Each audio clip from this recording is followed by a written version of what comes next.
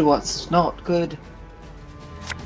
Okay, let's go. This is the first quarterfinal of Pick Your Poison version of Winner Takes All. We're casting with Lemon, Lucas versus Cleonitze, and we are in. I also started the YouTube stream. Hello, YouTube. And this is the Salamander, double Salamander. I hope Lucas practiced playing it.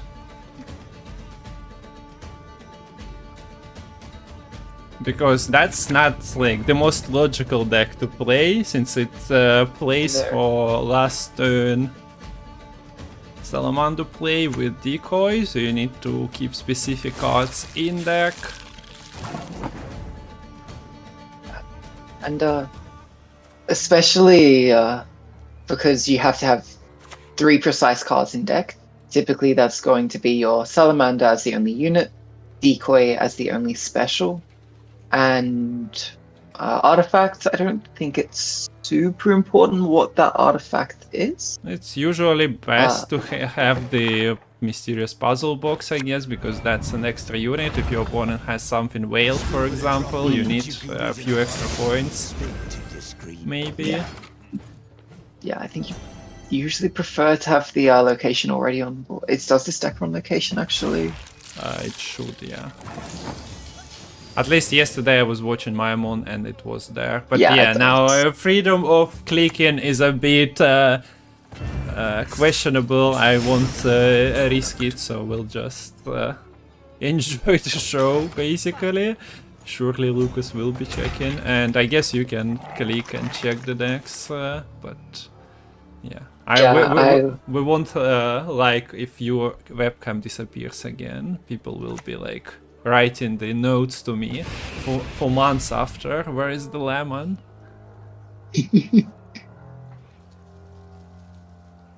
Imagine practicing when you can freestyle this Pajabol. I guess you're prepared.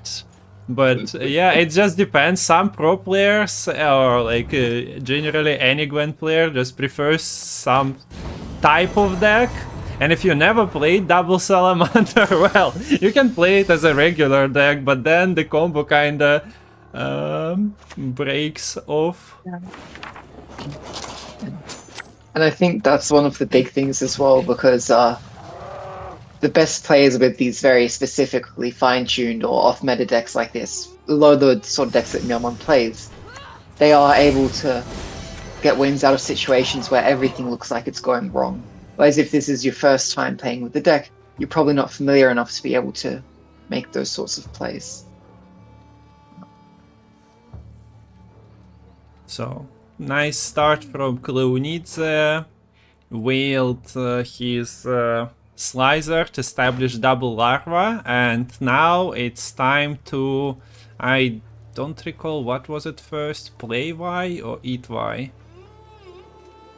If you can first we play Vi and then we eat Vi, and play Vi and then we eat Vi. I think you have to play it first before you can eat it. Okay, yeah, makes sense. There we go. Yeah, it could have been play horse though. But no quacks. As quacks would have been pulling something. Expensive. Yeah. I mean, if Quacks pulls the Salamander... Yes, that's what I'm leading into. There is a good chance that Cleonitze just keeps it for later, when you basically are guaranteed to hit that. Because that should be in deck, so that's what I was leading into. Like, you need to practice, but also need to know what the deck does. Look, there are only bronzes and Salamander in the deck. In particular, there's 4 9th revision units in this deck. That's the Roach, which has already been summoned onto the board. Okay, the Flying Redanian, which is a bit awkward to keep in deck. Oh look, we might see it coming out. It is a Salamander deck. You have the decoy and 1 and 5, I guess, or 1 and 6. Didn't register exactly to not hit it, but yeah, your Golden Acre double Salamander is gone for good.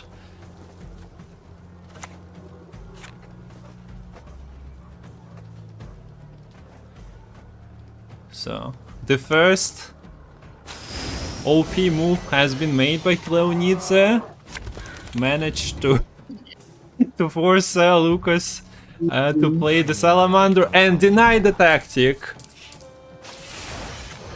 No double for ya, only single. But yeah, at least Decoy is here. It's the same his story as with scoia'tael. Sometimes she got pulled by the quacks and then people just decoyed it. That's why, partially why it was. Same goes, I guess, for Vilgeforce. Still pulling the cards, the golds out of opponent's deck, but yeah. Decoy. Partially OP, but now you don't get the double poison on all those stall V consumes. Yeah. So having a look at the decks here, there is only one way of getting Vel for Klunitsa, and that is the Crystal Skull, which was used on this Lizard. So this Coxswain isn't doing much in a future round. It does mean that everything in later rounds will be vulnerable to poisons. But the ironic thing is that apart from the Salamander, this Salamander deck doesn't actually have that many offensive poisons in it. Yeah. Especially with some traffickers already being used, it will be surprisingly difficult to deal with these soul boosted units as a poisonless. No.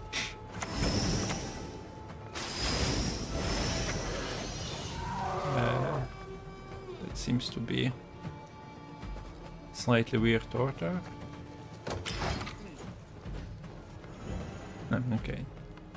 But yeah, since the spending was there, Lucas is keeping the 2 coins, maybe thinking that that's enough. So then the order was actually fine.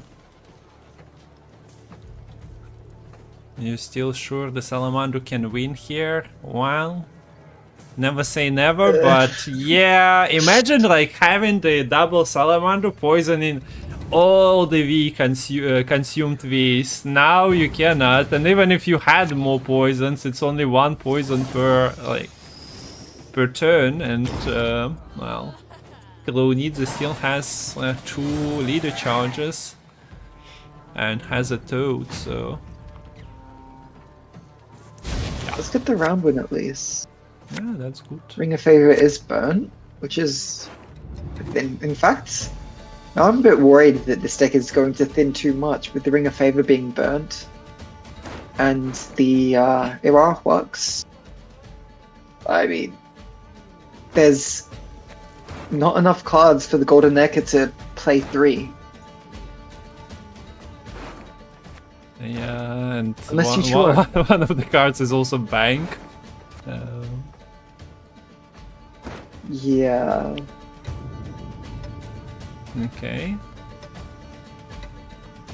So this is a very chaotic Gwent, and let's see what Lucas decides to do.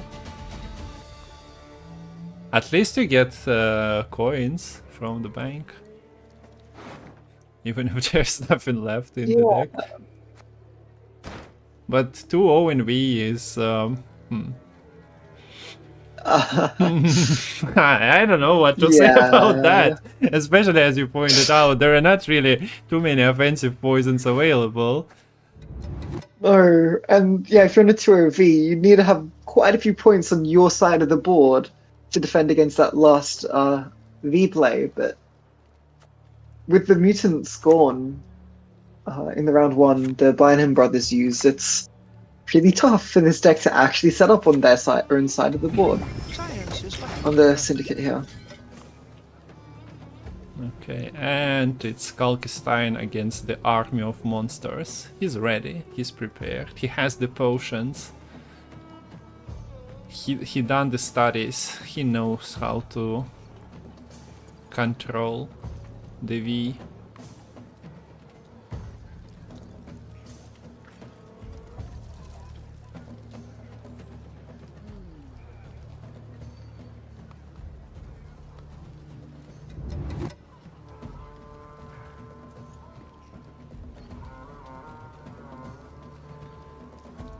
And Clonidze is confused. Why am I getting pushed here? But not really. Just considering his options.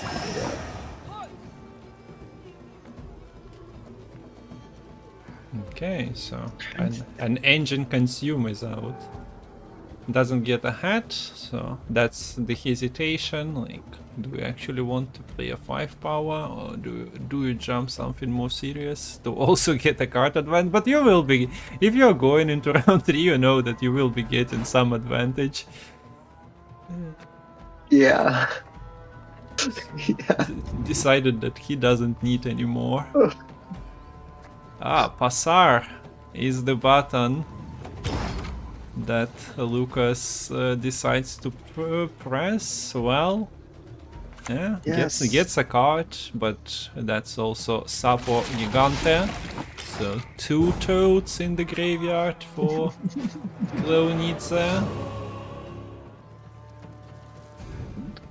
So, not only did we mention the actual surprising lack of offensive poisons now, but not even too much pressure on the consumes, I think, with 2 leader charges, 2 toads. I don't know how many tutors for Vi are going to be in hand, but you'd expect there to be some spare consumes to be able to deal with these poisons coming out anyways. And the only way to 1-turn poison now is through this location. Yeah.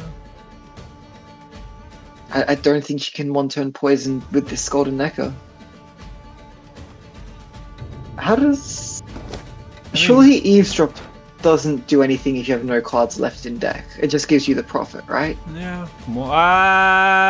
Okay, that's actually a good question. That there are some Gwent cards that backfire, shuffling stuff back.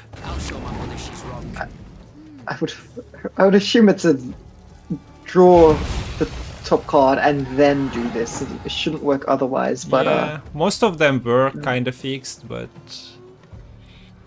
So we have a Golden Necker, a glorified 1-card tutor. People are trying to make it 12 provisions, I think. So this is the game where you probably can justify the nerf to Golden Necker, but yeah, might happen. oh yeah, after this game, people are going to be saying, "Oh, Arhawk's OP, nerf the pony." Okay, so yeah, there is the location with an offensive poison create. There is the trafficker that you can use it with. You can roll another abomination from the plunder as well. True. So that could give you a second way to get a 1-turn poison through.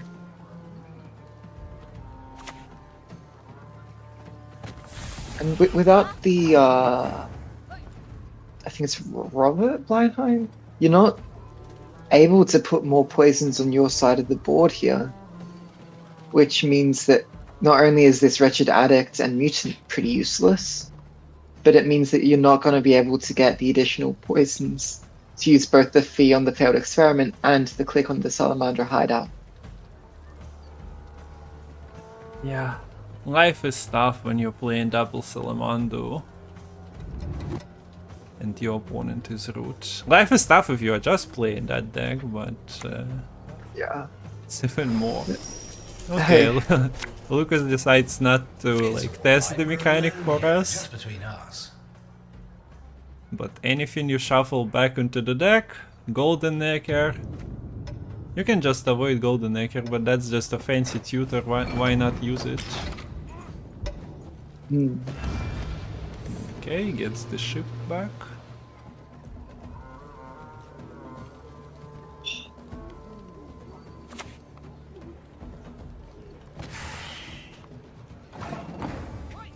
Okay, Clonidze plays are not the most exciting place at the moment. Triple, like 2 consumes and location scenario, but well, scenario is useful. It's just that he doesn't really need that many consumes. So you hope that the More next 5 machines. cards for him are just V into V tutor into V tutor, and 2 more. Yeah. It is worth noting that the only way I can see Lucas winning this is there is the double last say. So you can have Salamander to poison everything, say as your last card, and use your second to last turn to put poisons with your failed experiment with this Fistek Trafficker. Maybe another failed experiment from that plunder. So I could see there being 3 big units being dealt with using that double last say. If this Eventide Plunder is able to high roll, that is.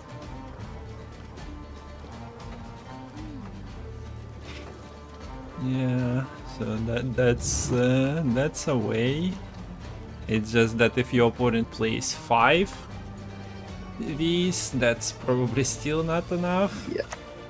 Yeah. And the first one is coming in, so V was drawn naturally to hand. There is also Mata, right? Or was this version I think was without. I don't remember. This was without, I think. I think.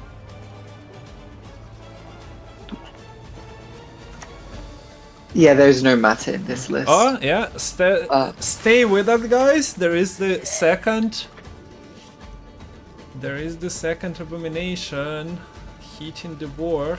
Why do you need to? I do not like. Like you can bait the consume, but there is no. But I don't see why. Like there's more consumes than needed here. I think.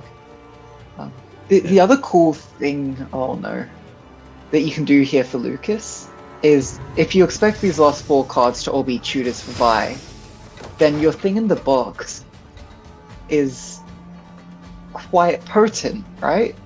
Because you can transform this Wretched Addict into a thing from the box.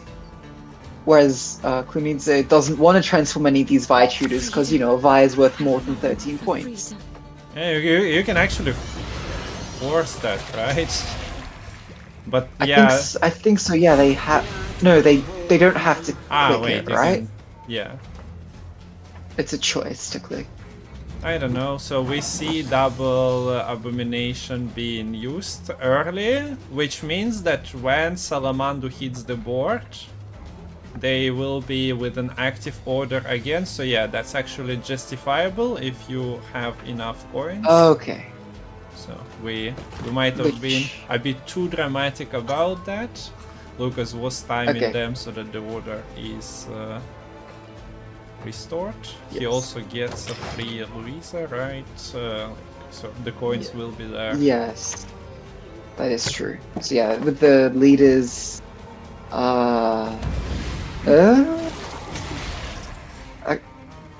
actually wait. Oh, there'll be a profit from the Salamander as well. So yeah, it will be fine. It will be fine. Wow.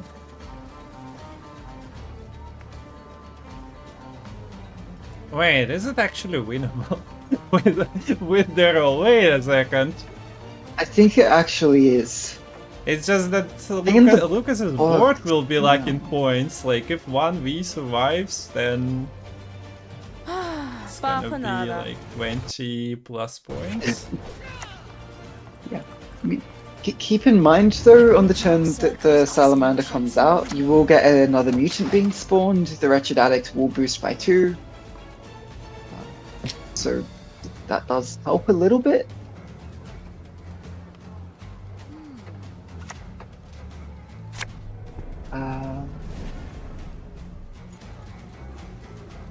Yeah, there's still enough Salamanders on board for there to be just enough coins for the double fee after the Salamander comes out.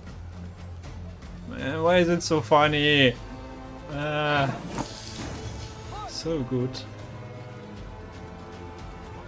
This is the perfect start for the tournament. Yeah. It's also worth noting this is pick your poison tournament, and by giving the opponent this poison salamander list, it means has taken that theme a little bit literally. Yeah. In well, actually picking the poison thing.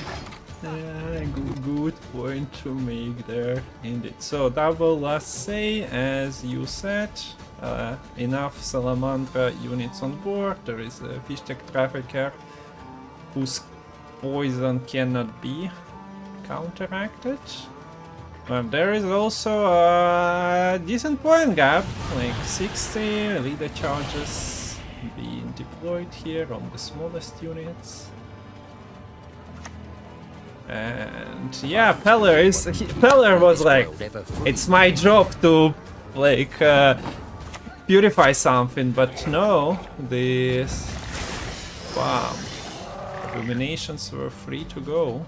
So we are getting minus 60, minus 70, and Lucas just wins, right? I believe so. There's only 3 big units, so they should all be dealt with. There is even more. There are 4, not 3 poisons. So, why were we overreacting? The only big problem was for Lucas to get Salamander from decoy. Clean, perfect, everything as it should be. So that. That happened. Let's start with that. I don't know, maybe Clue needs a pass in and giving up the last say? Or like the double last say? Yeah, I think double last say was quite critical though. Very well played from Lucas though. Okay, Sam, thank you, man of his word. He said that if Salamander wins, he gifts 10 subs. And well, this calls for a celebration. Thank you, much appreciated. But we have Lucas and Salamander to thank for this. Stay the evening with several barrels of Kedwin's best. Well, this calls for a celebration. Stay the evening with several barrels. And I guess we have the spam of well, this calls for a celebration. Several barrels of Kedwin's best. Well, this calls for a celebration. Yeah, that was extremely well played. Just saving, like using the cooldown, saving all the poisons right till the end, and really making use of the fact that Vi can't deal 6 damage. They can't deal with those poisons sitting on board. Okay, so Lucas is searching for his amigo Clonidze to invite him into game number 2. That's like a perfect start to the tournament. There are more serious decks though, guys. This double Salamander looked like the weakest link for obvious reasons, but turns out you also need to be prepared to lose to that.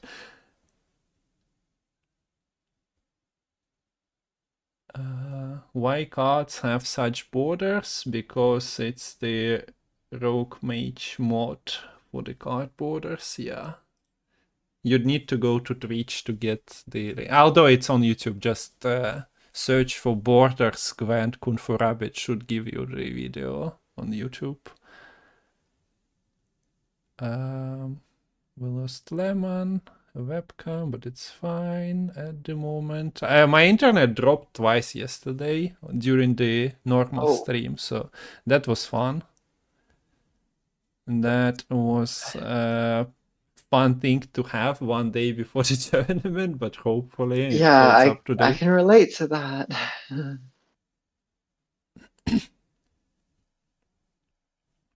So we have Mayamon in chat saying that yeah, Salamander, if played properly, is one of the strongest decks, and here we have it, winning against the big worm or scolopendromorph, whatever it is classified as. That is some top tier knowledge. Just being able to pronounce that scolopendromorph. I probably didn't pronounce it right. I think the scolopendromorph is the actual card name for Igern in the Russian version of Gwent. Oh, is it actually? I thought it was in English. It's just in the flavor text, right? Yeah. But If I'm not mistaken, there is something, some card called Scolopendromorph. Or That's maybe, cool. maybe I'm just imagining things. But the Scolopendromorph is just such a nice word to just rolls off the tongue.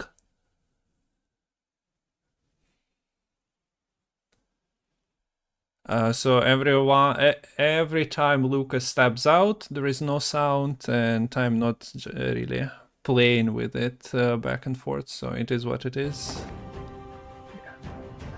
Looks like we're having some more technical issues with invites, players needing to restart. So that could also, you know, impact the stream a little bit here.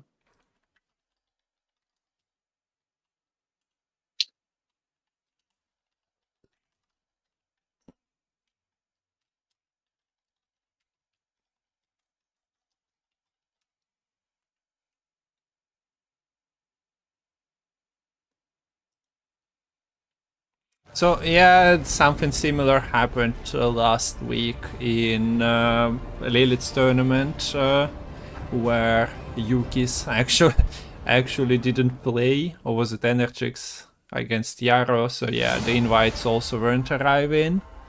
So that's great.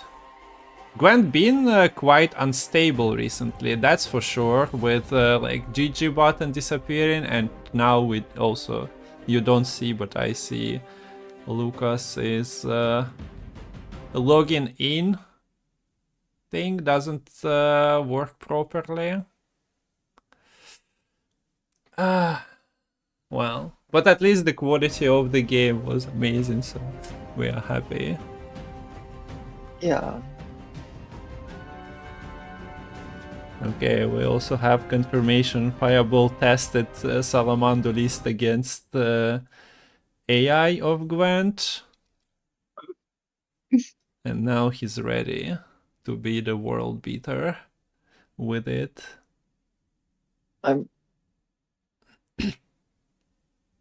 Was Clog one of the options for decks? If it wasn't, I would be super surprised, but I think Cultists made it, so other decks were not as wholesome. Wholesome, yes. Yeah, I'm surprised Matol didn't pick his favorite Kareem as one of the decks for this. Yeah. Could have done, what is it, Enslave 8 Kareem. That would have been funny. Okay, now Lucas logged in, hopefully. Fingers crossed, we are going in. We don't want to, like, spend an extra hour on the first series when there are 3 more to come. Okay, there is the invite. Partida should be. But yeah, for those of you just joining, the plan for the day is this series, then Paya versus Kareem, Energix Lerio, and Full Tilt, the winner of previous winner takes all against Tutation. And since invites were not working properly, we are watching from Lucas's point of view. I hope things are going slow because I just woke up, so another caster is in chat, and yes, the tournament platform is not working, so hopefully for this 3 remaining series we can use it though. I think you've got lots of time, but yeah, hopefully things do end up working, at least for the next series. I guess Andy is also happy because he was planning to participate in Chinese Masters tournament. So there is a couple of rounds of Gwent to play there. So the timings work out if we are delayed by a few minutes, seconds, hours. Well, hopefully not hours. Okay, we are getting into game number 2. We are returning Lemon to our screen. And this is the mirror. Hand buff Harmony. And the most wholesome card of the deck. We see Lucas already got it. Dana is in hand, ready to buff. Very skilled. The remove switch attack. But yeah, while you are generating carryover, you are generating the carryover into your hand, which kinda means that you will be playing it out slowly, but certainly. So. And hey, you have that Skag synergy. You have the actually. Oh yeah, no, Philivandrel will be boosting as well. I guess you need to pay attention what's happening. Not buffing. Stacks feels a bit. Yeah, this Philivandrel could get boosted to high levels. So you can just pre-cook him already. Nice. Okay, no, so we will see the Dana coming out here. Okay, now I am curious, what is the play with this Philivandrel? Do you have elves here to set it to a certain power? Otherwise, the Dana could just go crazy. Man, you buff it to waters and play waters if you really wish to. Okay. That might be the play, yeah. Is there a Purify in the list? The Call of the Forest has been picked up. Okay, so it gets answered with the Sierran here. Interesting to see the Curse Scroll being used turn 1, just for the Call of the Forest. Can you check the list? Is there a Purify? I don't think there is. Okay. No. So yeah, the only other elfin deck is Sierran, I think. And he's very selfish and doesn't want to unlock, unlike some of the cards with lock that have like a unlock ability. No, Sierran likes to move it, and lock. Okay, we see Clownitz leading with, continuing with the waters. And yeah, Dana is not really massive since there is no Purify. Okay, there is the deck. We see waters there. We see mostly bronzes. We've several barrels of Kedwin's best. Спасибо за подписку, микрофон. Здорово.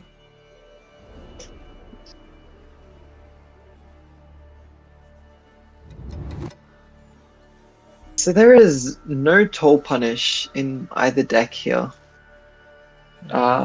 So I don't think last say is particularly meaningful. This is me now. Where was I before? I don't know if round control matters awfully much here. Unless the Skags get crazy huge, then okay, perhaps in that case, the round last say could matter, but still, you are like playing out this scenario. I'm not sure how big the scenario creator is, but Sheldon shouldn't be super big anyway, so yeah. You're not avoiding getting hit by the dwarf anyway.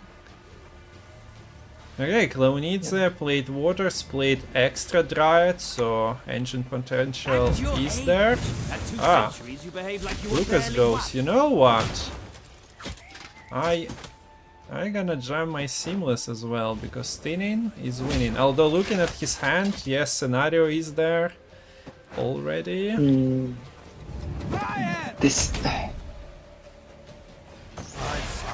This is the issue, I think, by going for the Call of the Forest off the Curse Scroll so early. I believe it was the Call of the Forest which was drawn, because it means that if you have one less sort of playable bronze in hand, which then again, Clownitz has played quite high tempo to start with here, so it looks like you might be happy still committing these higher end cards, but Sinless is huge to be spending here in this round 1. And especially because this is a mirror, because I don't think last say matters much, you're really going to want to pay attention to whichever player is able to keep resources for later on in the game. Lucas has already used 2 hand buff leader charges. Yes, a good amount of that is on the cards still in hand, but a bit of that has been played already. Yeah. The Dana has been dealt with. Simless is out. On the other hand, the lock is gone, which is always nice, so that now things are basically guaranteed to stick except for the opposing Simless. And be a hard point gap to make up. It's just going to be a second Antherian coming out. So basically, Lucas has 2 playable cards in the dwarf, which is an in the gnome that you don't really want to drop here, and Skax, which is not even hand buff decently. You have your Philavandrel at 8. You can call him out at 9 for another portion of waters, but yeah, as you pointed out, not really enough playable cards in hand, so decides that he needs to jam that call and deal with Philavandrel problem later. It was set up like nicely from the call, buff into 9, put in the waters, but yeah, not the case here. But you also, as you said, like spanned Seamless, and your opponent played waters and basically bronzes after that, so they still have Dana, they still have Seamless. Look, I mean, granted, Antherian is almost worthy of being a gold in this deck, to be fair. Like, it is essentially Harmony 2. It's bad into decks that can deal 5 damage easily. That's when your Percival and your Waters are easy to set up and to get that 2 Harmony going from 1 card. But there isn't a lot of bits of 5 damage, so Antherian is quite good in this sort of mirror. And the other thing is, since this Harmony deck is not one of those which play Saskia, you don't have as much thinning going through. Which, yes, the Simless early is going to help a bit, but it could be a little tough finding some of the remaining gold since there is no more thinning for Lucas. Yeah, at the same time we see that Klunitz is very talented at drawing all his bronzes. Like, yeah, one thing that is with bad thinning is that you don't really want to mulligan your golds away, but seems like he just didn't get many of them. Managed to get the important one, the Kiaran, to lock the Dana and stop her from accumulating more hand buffs. But yeah, the other side of this is that the gap was decent enough, so he has to spend Seamless, and this Seamless is not impressive. Not so tired. Not at all, because elves are not triggering the Harmony at all, and well, the math has not been done because you don't really know what you create. And this leader doesn't really help you to get points on board as an afterthought. No, so, that is crazy. And he even got like 6 and 7, so creates were pretty decent. As in the Purify removed the bleed, so like you could have estimated more or less. You shouldn't really expect double 8s created. So this goes bad for now. And I also am afraid that the hand is stacked now. He played only bronzes. I mean, look, if Silas didn't catch up, I doubt another gold would have done it in 1. So what I mean is using leader charge. Of course, it's a hindsight, but I think you could have approximated more or less what your backup plans will be doing, and also, if I'm not mistaken, the backup plan was hitting Chameleon, as it was bounced in the end. So yeah, only the 2 power Chameleon. So the damage from the backup plan itself was also going to waste. Okay, so the draws. We only see Lucas's side. Scenario was of course there, got the waters, and doesn't even go to the mulligan phase, which is an interesting decision. There is still the bird, which will be a decent value.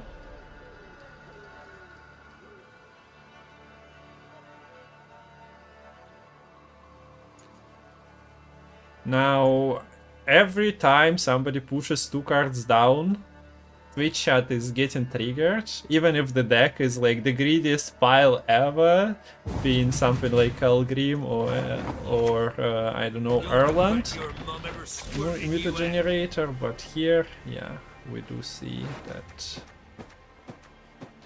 Yeah, and especially because like his harmony, as long as you have new tags in hand, your point scales directly with however many cards you have in hand, assuming each is a new proc. Yeah, So yeah, the ability to 2-0 here is very unlikely. Yep, that's what we were not really expecting. It didn't happen. So yeah, the bird was missed. At the same time, the mulligan wasn't taken, but there was no card other than that hand buff human to play.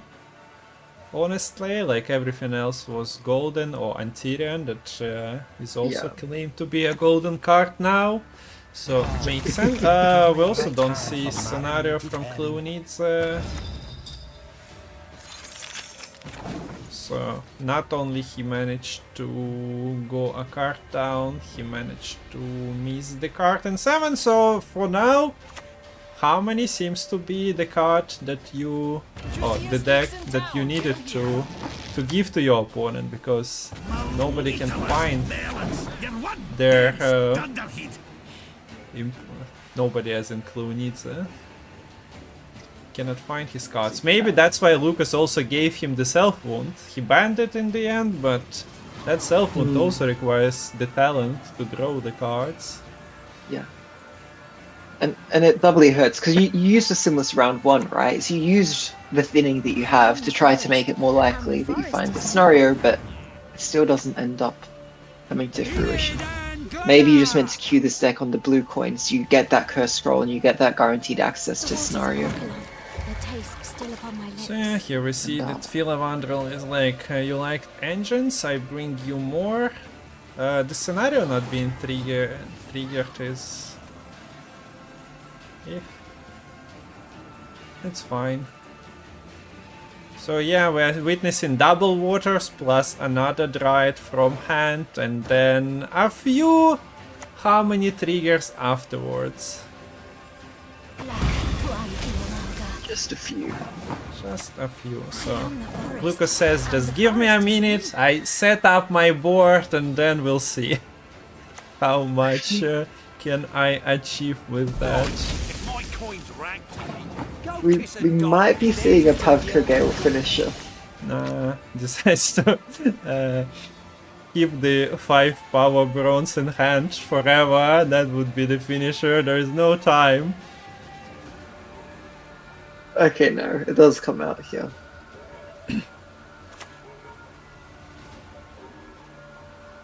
Okay, so Leonidze decides to use the Philavandrel for call on Chameleon, but honestly, looking at the amount of engines on the board, that's not the most exciting Chameleon to play. Sad times. Yep, and that call, the Forest Boost is going to go down the wayside. And the Queen gets replayed. It gets easier, kid. Never enjoyable, but easier. But hey, at least with all that boost from the call from the Darnators, safe from this very scary Pavko. It was kinda going in that direction, and finally Clunitz, after not finding the scenario, finds the pass button to let Lucas out of this point slam scenario. Brutal. So it's 2-0 in the first quarterfinal, and now Lucas only has a rent-free priestess pincer maneuver to get through. Clunitz has the entire lineup that he didn't pick. Yeah. Well, Renfrey Priestess, it is one of the more consistent decks because your leader is literally just Princess Maneuver. Princess? Priestess maneuver was good, but Princess maneuver will work with that. um, anyways, it's some kind of leader that helps you draw cards. I mean, she traveled a Granted, lot, you- maybe in one of the countries or villages. She was like, I'm a princess. Yeah. Look, you'd rather save those charges for the end to make your priestesses as big as possible, but it can help you get your Istrid and stuff early if need be. The issue is, priestess can, as a deck, it can be run over by greedy decks, such as Vi, such as Hidden Cash, and potentially this Invigorate Harmony too, although I'd say that the Invigorate Harmony is one of the less greedy decks. We will have to see. It's gonna be a battle of not much interaction and just who can slam the most points. Okay, chat. Yeah, we also need to make a round of applause for Matol for the beautiful band screens. They are literally legendary level. It's so convenient to use as a like transaction window as well, where there is like a problem, technical problems have been resolved.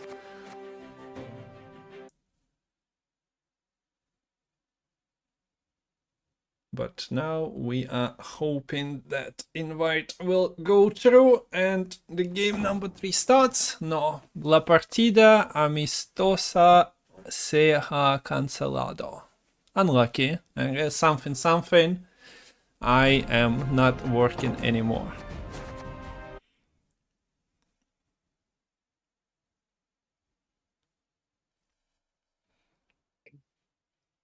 So I haven't really made much in the way of predictions so far. But I have a feeling Lucas is going to take Priestess in this game. Yeah, good call. Okay, so apparently they messed up who is on which coin as well, because everyone, as soon as technology takes over, people forget how to do the normal things. So yeah, there was the invite, and then no, I'm on blue coin, no, I'm on blue coin. It was automated by the tournament platform. We should talk it a lot, Yeah. but at the same time, when it works, people lose the sense of how it actually was done in like their parents' time, so to say. When you go to school through the snow, uphill, both sides, all that, yeah.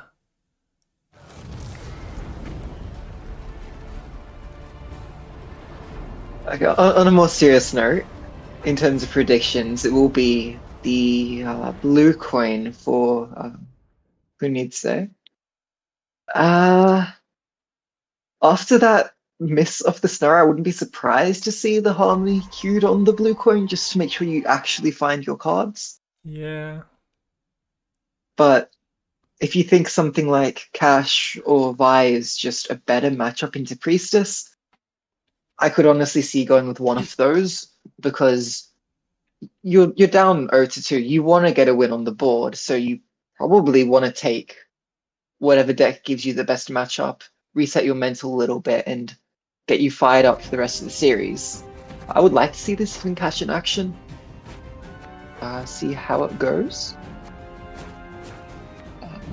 I would expect it should be able to win the round 1 by just spamming engines, but the thing is, this Renfree Priestess deck does have a surprising number of engines in its own right, with the siege engines, and they can play for quite a few points, sometimes taking over opposing, dealing with opposing engines too. Okay, all that said and done, what's the actual prediction gonna be? I got a feeling we're gonna see Cash. Just a gut feeling. I gonna say just harmony for the clone needs, but yeah, brought the the priestess deck on the screen. There is a double onager at 6 provisions. Well, the Thaler I think is the card that is gone from the deck. The 7 provision Secret Service is also included. So yeah, some cards left the deck because they were not possible to fit anymore after the provision increases, but we still see double lock there. And if your onager is allowed to stick in round one of them in round 1, you can challenge even like engine decks like Harmony. Yeah, and notably, the Harmony and the Hidden Cache both have a lack of purifies in them. So these locks will shut down an engine guaranteed in those matchups. There is a single Peller in that Vijam list, so the locks are a little bit less useful there. Yeah. Okay, and on Clonid's side, the Skellige was banned. Once again, those are not the decks the players picked for themselves, it's the decks picked for them by their opponents before they knew the matchups or pairings. So yeah, there we go, the V-Jump that we already seen, the Invigorate we also seen in action, even seen the mirror of it, but there is the Hidden Cache double scenario. So you can rely on passive Flora and Sliced Actresses for one of the rounds, and then you have the Pirates in search of the Forgotten Treasures.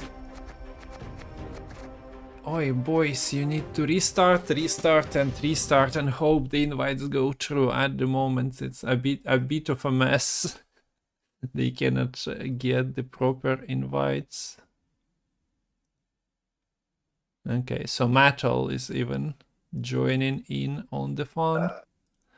Just trying to reset it. Sometimes sending an invite to challenge someone else and then going back to the original can fix issues. Yeah. Okay, guys, I'm not saying anything here. Totally no hot takes, but remember Gwent in 2020, 2019, 2021 when there was like a bunch of qualifiers and we occasionally had the problems with tournament platform, and then like during the last year we barely had any. Sometimes something happened, but now that Pajabol returned to Gwent, the problems of tournament platform returned to Gwent as well.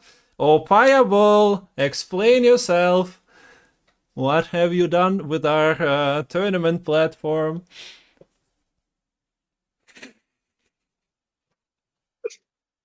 Okay, they're acting sus in chat. Detective Kung Fu is on the case. I think the real question will be whether Tawny Client works for the next series or not. That'll prove whether your conjecture is real or false. Because if it works in the Paja series, maybe he can beat those allegations. If not, well, just laying the dirt on heavier.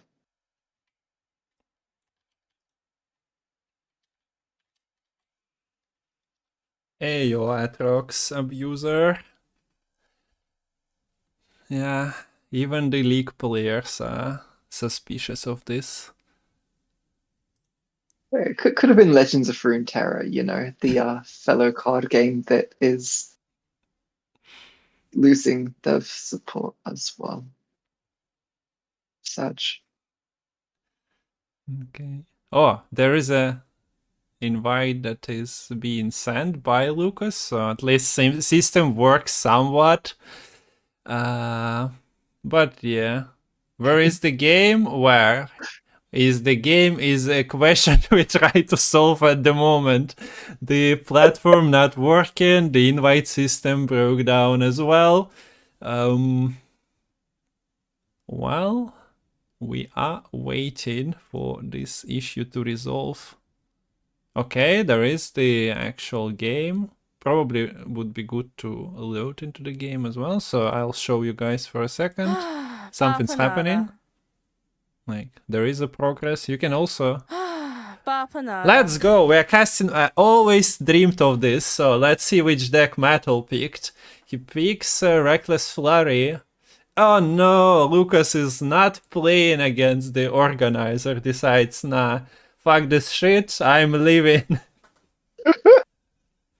I am not playing, it's completely Matol rigged. won. Wait, Matol won. Yeah. Lucas forfeits. Matol 100% win rate. Okay, so maybe now that Lucas managed to load into one of the games, he can play against his real opponent and doesn't have to kick Matol's ass anymore. Why can't I see Paya versus Kareem already? Only in your dreams. No, why are we still challenging Matol though? What's the plan here? No, there is just no invite from Clownidze, so by the looks of it, it's on Clownidze's side at the moment. Okay, Clownidze actually played with Matol as well. So it works. It doesn't work between the players though. Unlucky.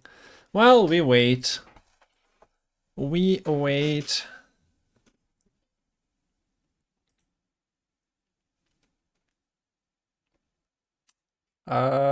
Well, there is the next winner takes all to talk about, which will be happening in the end of February. February 22nd and 23rd, so like a good month break between Matol tournaments. Invite. Can you please arrive? Yeah, we'll see what's the lineup gonna be for the next one. It's a bit too early to plan things because, of course, plans of players change, so... Gonna be spicy. Same goes about format. Like, we don't really want to have a messy format every time, but it's great fun to see Salamander against V paired in the tournament. Yeah. Well, you could probably also achieve that if you just had a tournament of only Myanmar and Sintrium, to be fair. Yeah. Well, we had a nice series between them last 2 weeks ago, so... Hopefully. Okay, so Lucas is sending out invite, I guess, just to test if they can communicate.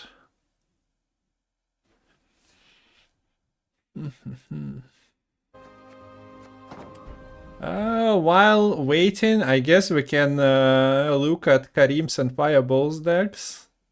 If you are, guys, interested in the full list of decks, !poison gives you the link, or !VTA as well, if I'm not mistaken. So, Paya chose for Kareem following decks. Shield Wall Constructs, that's a spicy one, I'm very happy. There is traps, but traps are like... I think Babkin Vnuk was playing it last week, 2 weeks ago. So yeah, the Shield Wall Constructs, that's a spicy one that I'm happy to see, hopefully not banned. I played quite a few games of this Reckless Flurry, Ulula Herkia, and also Great Swords Megascopes. It wins some games. Yeah, it's surprisingly solid. And it has the Summoning Circle Vanilla Series trick as well. Yeah, but maybe a bit too funky for the tournament to be like a reliable deck, so let's see. Like, yeah, those are the decks picked to face by Pajabol, so decided that maybe it doesn't really work that well. And the last one is the Spy Hate Crime Nilfgaard. Yeah. This Nilfgaard is slightly different from what Tomchu was playing 2 weeks Yeah. ago. Has actual Furkar there, so a little bit more. Furcart was. I thought Furcart was in that list, unless I'm misremembering. No, maybe it wasn't. Surely No, Treason wasn't. no, Treason wasn't there. Furkar wasn't Actually, there. maybe there was It no was a bit Furcart. weirder, yeah. The Tomchu's list. I remember there was double amnesty for sure. Yep. Because yeah, that I have minor PTSD from that round one.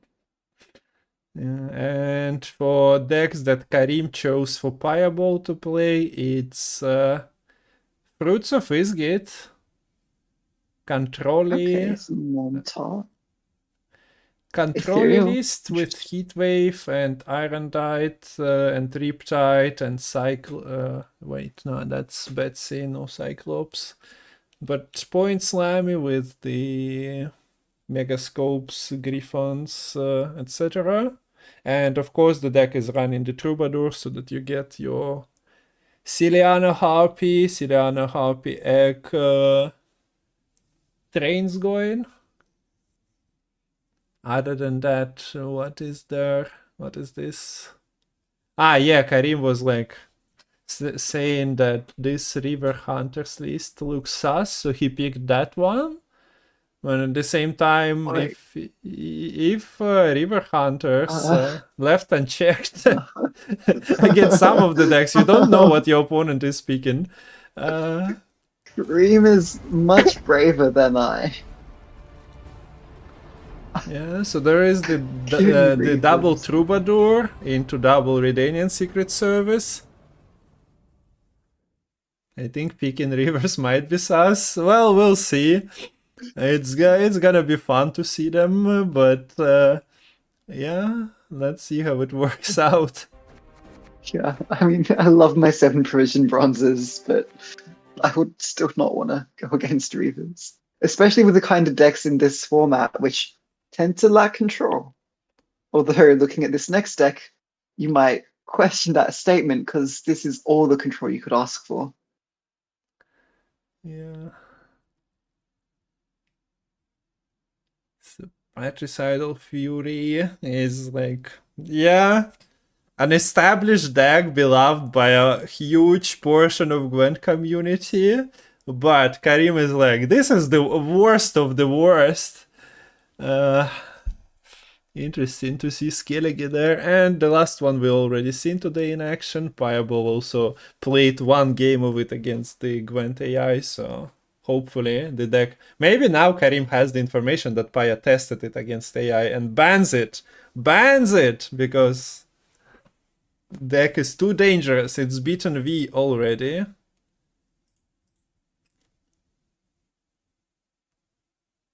So at the moment, I guess we might be switching to the other series, and this one will be finished a bit later. So Paya, Kareem, good luck, have fun. We already kinda talked through the decks.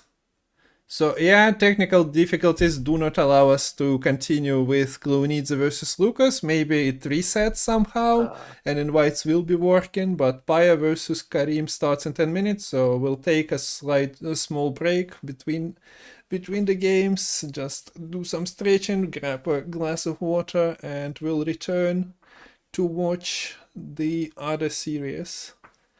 And the one that we just watched got suspended on the score 2-0 for Lucas. So maybe Kleonidze makes the great comeback, maybe not. Hopefully we'll get to see it a bit later today. If not, well, you'll get the information. But the day is long and players said that they might be alright. Finishing it for now. Let's hope that the platform works.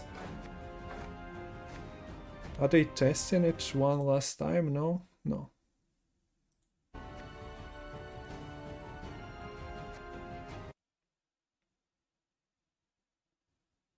Anyway, it looks like we are switching to Kareem versus by at the moment. So yeah, gonna be back in a few minutes, guys.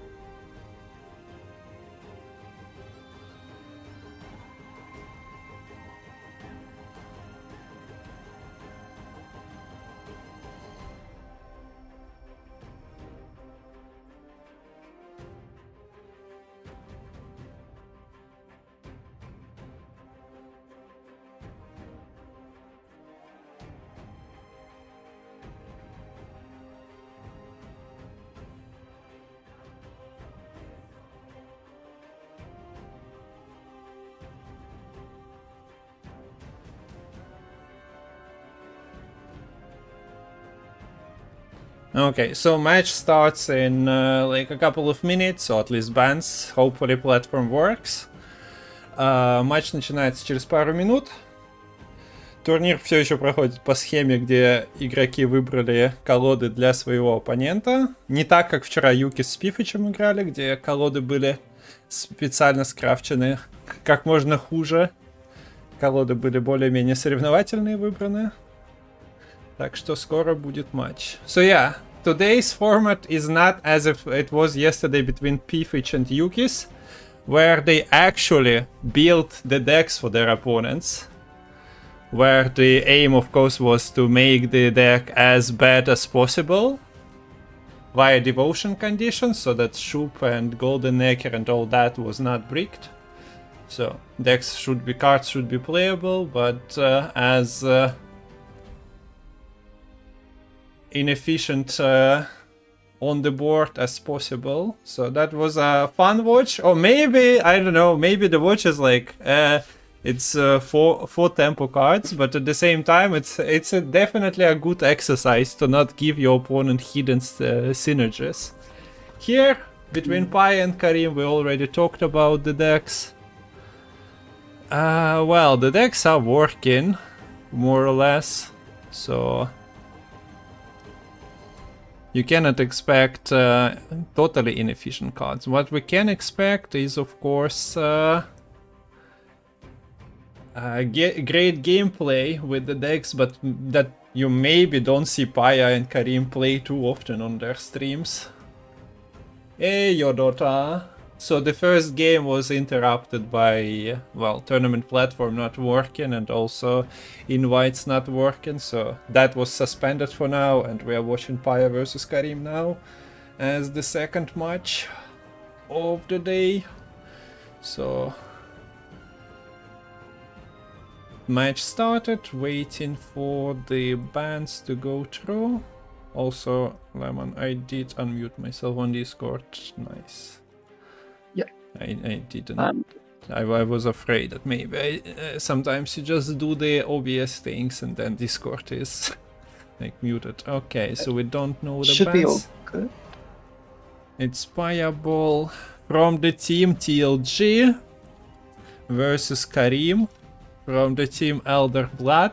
Two very active Gwent teams. Yeah. They have casters, they have players. The only thing we're missing is a meta report. People are asking, but I don't know, like meta report is... I was thinking it's a good clickbait, but you kinda need to justify the meta, and nowadays, like, do we report Geras playing at 2700 or 2650, whatever the score is, with the deck that nobody else is basically playing? Is that the meta? I don't know. So I would say no, but yeah. But there are not that many. Like, if you look at the scores, top 64, it's like 10k MMR. So where is the meta starts to form? Like, what cutoff are you making? Because it's just... Oh, meta is in theory the most common decks, right? But yeah, but but where? Like, yeah. At which level are we? So because Geras is there, Aft Show is there, I Love Bears is there with Self-Wound at 2700. So, like, it's meta as in somebody jumped it high, but it's not meta that everyone is playing Self-Wound. So, yeah. I don't think anyone is making... okay, sorry? Go. I think that usually in the meta reports was it popularity or strength? I think a bit of a mix. I think it was like you needed it to be popular enough in general. Yeah. To justify the inclusion, it needs to be a meta and not the successful deck somebody. It's a meta breaker usually when the deck is popping out of nowhere. But then the issue is that now its ladder is super skewed. Or maybe not super skewed. It's like more concentrated, I think, towards 2400 than previously. So you have less players at those further ends, sort of playing at that higher level. In those stronger decks, well, Who knows? Okay, still no ban. Waiting on that. Hopefully Kareem didn't fall asleep. We know Paya said that he already slept today, so it's knowing Paya's streaming schedule might give you an idea about the sleep pattern. But okay, I got the invite, Okay. so Me too. Do we have the bans? and it's Okay, so Paja's Warriors Skellige has been banned, and Kareem's just tactic abuse, hate, Nilfgaard, enslave is banned. Paja will be kicking us off on the blue coin, and blue coin, blue deck might be Reavers to kick us off. yeah. I hope we'll recognize them. It's been a while. The last time we've seen them was probably Maimon playing. Yeah, In some of surely you'll recognize your old mates. yeah. I'll take the assist on that one. So the card is spinning, and now what was the Bapanada. Pajabol's choice? You Skellige kinda ban. no, not the ban. What's Kareem's choice for the red coin then? Oh, The warriors? Like Skellige, I mean. I could see it. It is a bit more of a red coin abuse deck. Yep. Although if you're expecting the Reavers, then maybe go Constructs, because I think that has some of the better tools to deal with the Reavers. Yeah, the annoying thing about no, it's not really that annoying, I guess. Yeah. You have the leader, but opponent is putting the dwarf, the troubadour. Okay, you predicted the Kareem's pick better than I did, and it's actually Reavers, the old mates, against Construct, the new mates of NR, played once again. Is it meta? Lerio had some good success. Probably not meta deck yet, but it's a fun list, and we also have the tournament platform working, so hooray. We actually have the technology here to look into the deck. So you see one of the most changed cards, Living Armor. You see the Colossal Ifrit, Primordial Dao. You usually see them in Nilfgaard, but here the hidden synergy of the cooldown Colossal Ifrit kicks in with cooldown reduction cards. Yeah. Notably, Kareem not skilled enough to find the mutual generator in the round 1 here. So that could hurt a little bit. You can still get a value with it later on, but it's much better to have it early. On the other hand, So Paya did get Troubadour, so when you play Troubadour into a bonded unit, River Hunters is created. Well, you'll see that now, but also gets locked, which you can counteract immediately with Redanian Secret Service, which is happening, and protect the first River Hunter from 1 damage ping, although like, okay, 3 damage ping. But we had Kareem say that this deck doesn't have enough River Hunters, and he deals with the first one immediately. If there are not enough, if you like counteract their appearance more and more, maybe you are successful. Oh, well, there is a second one now. There is Idaran, and well, there is also like Oniromancy and Arcane Tome, so the cards were definitely not missed. I'm an officer and a gentleman. I pass on every 10th round. So Kareem is not dealing with the Redanian Secret Service because that blocks the front row, which you want to see against River Hunters.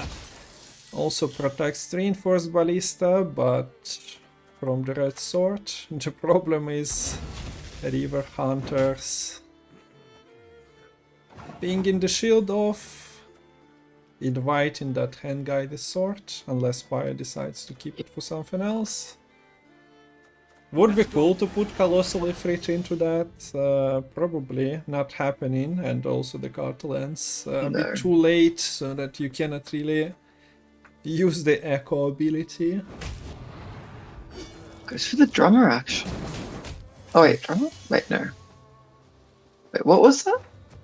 Oh, the Anses. Yeah, that makes more sense. Prince and says that he gets for the control, and now there are some river hunters on the board. And you might be asking, how do you even stop the infestation? Right, left, right. Well, you can kill the active spawning one there with your Siege Masters. That's a good start. You're technically ahead right now for Kareem, but put the engine potential heavily in the side of Paja. It's a full front row, but 6 Reaper Hunters, 6 pings of damage each turn.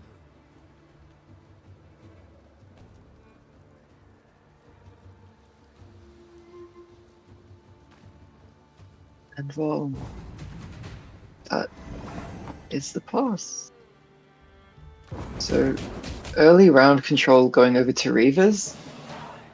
And, well, Reavers is the kind of deck that often will just push and push in rounds 2, because going first is super important for them.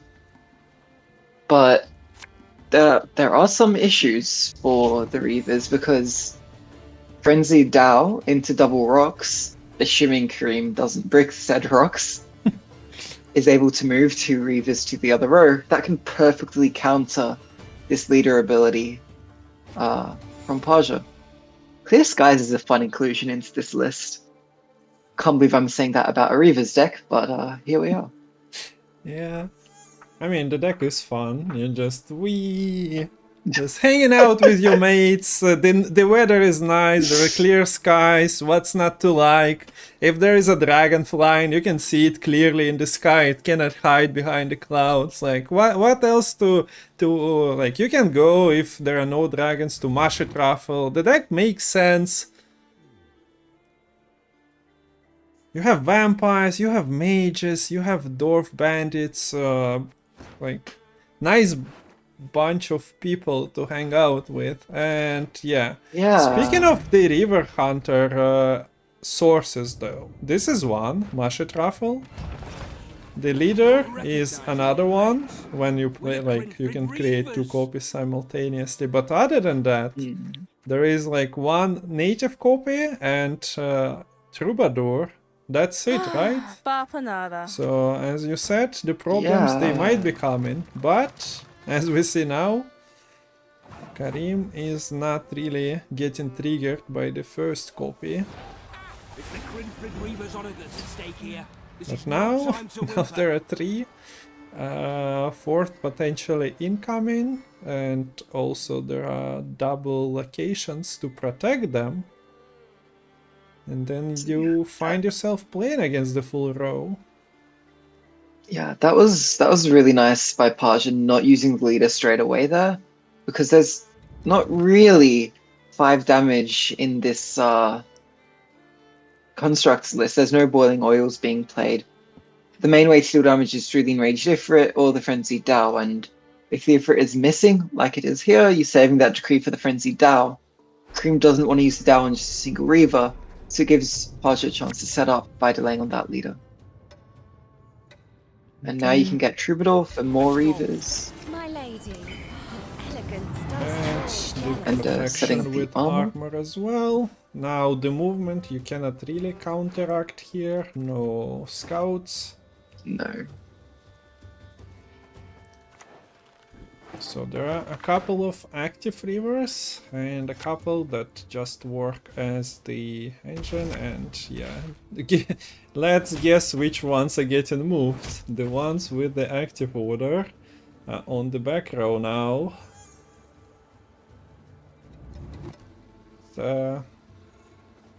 I guess armor is actually more important. I was just thinking that you can still split on the back row, but with the used garrison, you're not armoring up. But It's more bodies for clear skies.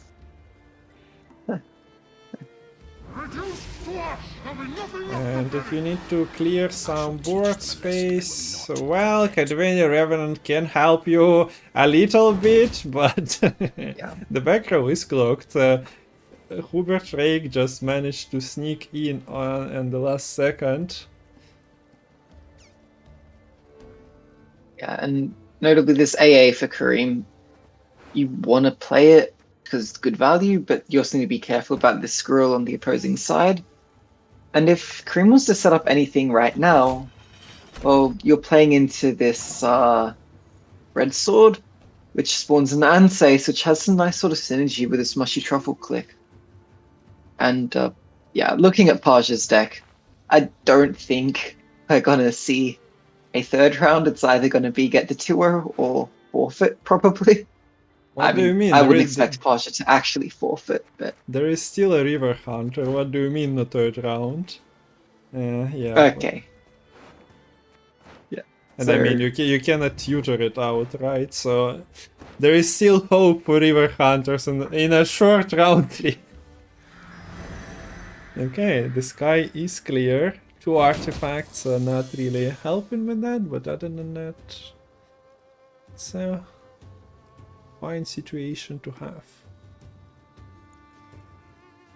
So only 2 pinks.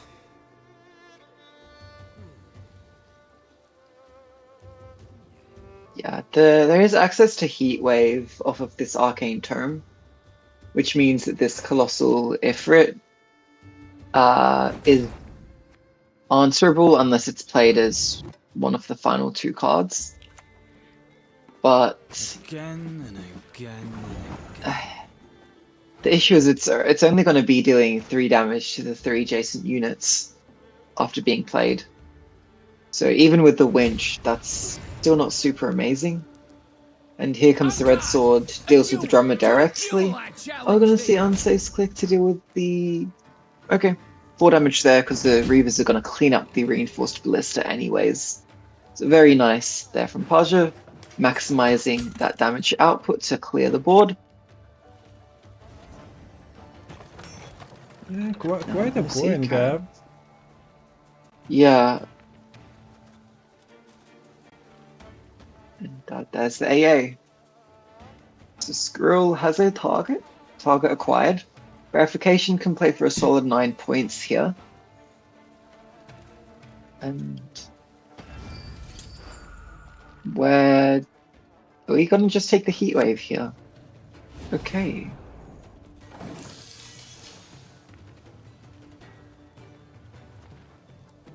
So this actually allows the winch Yeah. combo immediately. Yeah, you can play Colossal Ifrit, winch on the Arcane Tome, get 2 triggers at once here. Which Paya in return only gets tow. It's not that know. great. Do you target the front rows here? Apparently so. Okay, decides to deal with And the the one. gap is not that big anymore. No. Although Colossal Ifrit targets are not really ideal, as there is armor, but you're happy, more or less. Like, there is a pocket with Hubert that at least has 2 units. There is a pocket with the Elder Bear now. There's not to reason why. Yeah.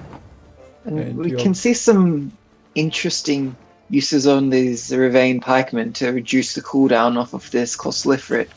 So we'll see, I think, 2 more clicks on the Colossal Ifrit, but the jury is out on whether that's going to be enough here, especially with the truffle being clicked. Paja senses as why null, and I think he knows that it should be safe. How close is it with all the clicks? I guess Kareem is also 1 short for extra click, right? Yeah, these Pac-Men don't even end up helping.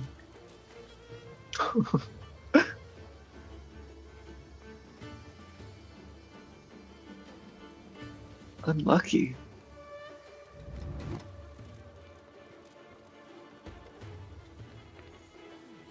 And yeah, just all this armor on the Reaver Hunters is just so annoying. This Colossal Ifrit trying to find any value. So yeah, you always hit like one point Revenant and... okay, I mean it's kinda the same. Cannot really Yeah. improve the situation too much. And yeah, it's not enough anyway, even with another click. It would be only +9 if the maximum point output was achieved. Okay, so reverse 2-0 win. Eh? Yeah. Yeah, that's blast from the past and still as good as ever, still as strong as ever. Kareem failing to construct a win in game 1 here. Have to see if more luck will be found with that in the future. Reverse back into meta breaker reverse. I don't know about that. Maybe just a favor. It's so funny to say favorable matchup against NR constructs, but it is what it is. It worked out for a 2-0. Was And kind again, of I close, think but armor was clutch there, protecting from some extra reach. And the timing just didn't work out properly. Like, you cannot develop early. It was nice to develop the construct, the Colossal Ifrit, with the Arcane Tome. Before that, you're just getting sorted after a turn, potentially. yeah, that game could have gone a whole lot differently if the Enraged Ifrit was found in that round 2. You get to deal with the first Reaver, get 1 more damage on your Colossal Ifrit too to those 3 units, but we'll see if that will change in a rematch on the constructs later on. Pride is all In this game, it's going to be a blue coin Traps played by Kareem up against red coin Morntart Arendite. Bit surprising to see the Arendite deck taken on red coin, but there are a lot of points. Yeah, I think for Paja. Pajabol is postponing Salamander performance as much as possible. Let me play with Gwent decks first and then with Salamander later. Yeah. Although look, the thing is that against traps often don't get their points straight away, right? So the Arendite is probably going to have a decent time growing here in this round 1 anyways. Ooh, second Griffin isn't really what you want in hand often in this kind of Mamuna list. Probably not devastating, as there will be mulligans, but yeah. How playable is that? You cannot really Arendite early, you have 1 Griffin to save for the later. Yeah. So, okay. There is a Kareem goes. This is sticky situation, right? Yes, sticky situation. And it's open deck lists. Paja knows that sticky situation exists. There are a lot of 4 power cards in hand for Paja, Yeah. but is going to lead with a Griffin. Respects at least the potential of a sticky situation. And look, it's a point slam list here for Paja. It's not like it makes a difference if you play Griffin first or a egg first. So, in fact, you want to play Griffin first to maximize your leader thrive value. So it's probably just going to be Griffin, then Megascope, and then we'll see if we need to actually trigger that sticky situation. Yeah, it's a very nice card, but the problem with it is that I also cannot show it to the people who are unaware. It requires your opponent to play small units and not the tall boy Griffin. Because... Or non-unit in the Megascope. Yeah. Okay, so we do get the curse scroll into the scenario. Kareem maybe understands that the sticky situation is not really resolving itself too fast. Here's the issue, because if you wanted to proc this scenario, sequencing the other way around, you would have had one proc already. That would have made it harder for Paja to have this erendite value, and it would have meant you don't need to spend 2 more elves in hand. When, okay, sure, you're probably happy committing the Riordan, oh sorry, Angus here, but then you don't want to commit Riordan, you don't want to commit the Eldane here probably, so it's going to get a little bit hard to get the Waylay proc on that scenario. Betsy coming out from Paja. Well, But again, just delaying that sticky situation. You can put that Griffin back in deck and fix a little bit. And I'm not sure what other card that was that got sent back. It has all the Slayer Harpies here. Humans to the sea! Irondite is back into the deck with the Griffin. And I mean, Sirana Harpies are landing on board above the 6 value, so the sticky situation continues to be as named. Yeah. You can consume your Girnicora fruit. The issue is it's optimal Yeah. to play the Troubadour first for Paja, because you're going to miss a consume otherwise, but I don't think it's worth it to turn on this sticky situation. Yeah, it's like in 3 turns you look at 12 points. Do you really generate 12 more points while queuing the Troubadour first? So yeah, Paya says no. Yeah. Which makes sense. Was there... This no, wasn't a reason to eat a Griffin, since you'll need to be bouncing the Siliana Harpy. And hey, you want to hear the cool thing? Since this deck is Devotion, Eldane is able to transform your scenario. But maybe don't use him to proc the second chapter because of that. Yeah, I see the call. It's funny that this deck is Devotion because, yeah, it's not really. And the cool thing about the sticky situation, now I can show those people unaware that you can actually click it and just take the carryover. So instead of 6-point Eldane, you're playing the 12-point Eldane, but this also unties Pajabol's hand. Now he can jump the X instead of Harpy immediately, and yeah, Kareem passes, got his carryover.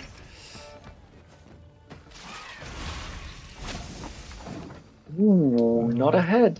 Uh, So yes, this sticky situation, it didn't get to actually become that really powerful engine, but it still managed to force Paj into an awkward position, delay playing certain cards, not play optimally by putting the Troubadour first, missing out on those bondeds, opening ways for things to get killed off. In fact, it's actually quite a bit of a misplay, I think, here from Paja. I believe that Slender Harpy was played back row. Was it? I think it ate the, it was at 6 power, so actually got killed off by the Bowman combining with the Waylay. If you played that front row, it would have been safe. If you just ate one of the Griffins, you would have been safe, since there's no toll punish apart from the Serpent Trap, which not an issue since you weren't playing the special. Would have had the bonded, wouldn't have had to go an extra card down here. Well, yeah, I guess it kind of makes sense to eat the fruit and like maintain the bounce targets if you are still playing around the sticky situation, but worked out quite nicely for Kareem there, denying the bonded value. Okay, so speaking of pushing 2 cards down that I mentioned, that triggers people quite often, if your deck can put out like scary points quite fast, why not attempt it? Yeah, I was gonna say this lead is Risky, but Kareem is not skilled, it seems. Misses the 50-50 on the Serpent Trap, not able to kill the active Ethereal. Yeah. Huge for Paja, because that means you can keep getting 5 points per turn. Now, this Crushing Trap will be able to sort of limit the crazy power of this Ethereal, but it's even taking that into account, it's still 3 points per turn. You might have to replay this Crushing Trap, and that's so much effort just to counter this one card in the Ethereal. Okay, so we get the trap replay.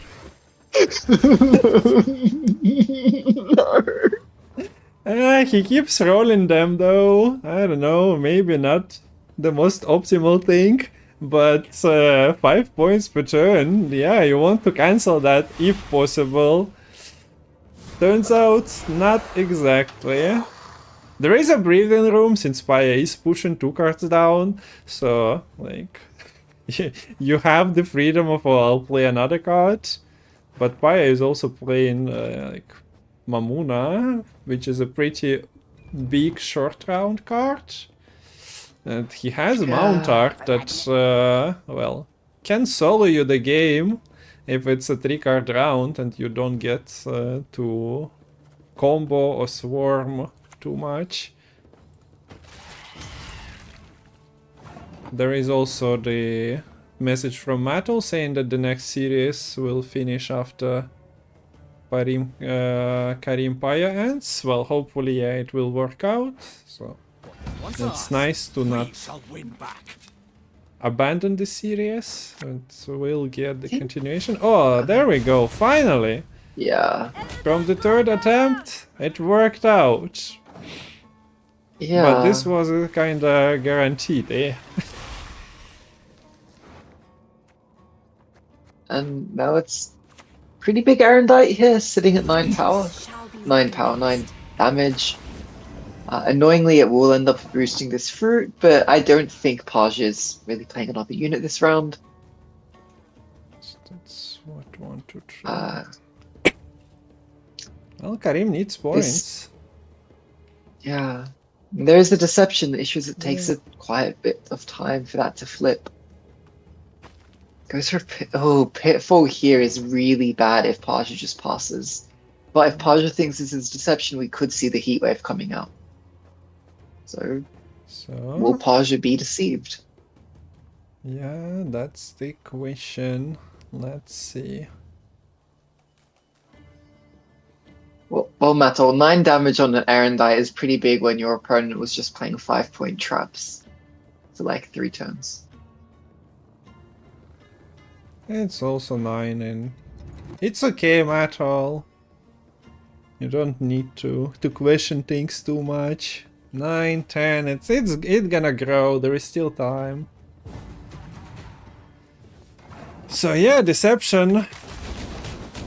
Gambit didn't really work out for Kareem as well. Traps letting him down, but this 6 points from sticky situation, pretty good.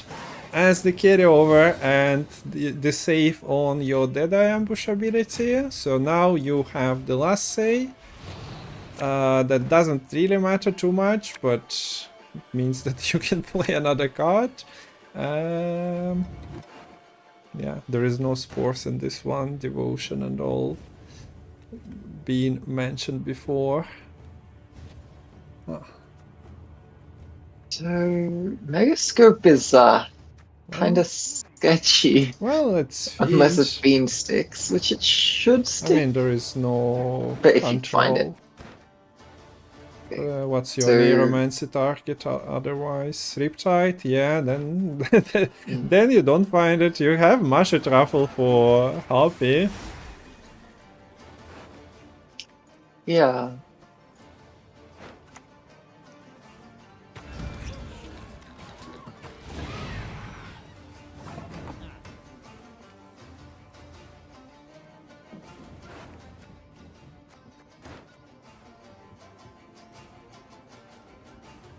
Okay, so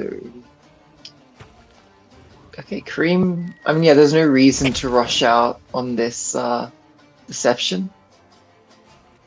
It's going to be up to Paja to pick which one is the deception.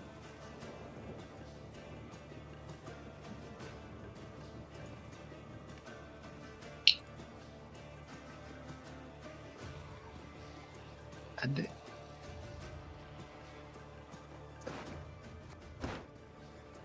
So if this is not getting a heat wave, do you just click the deception?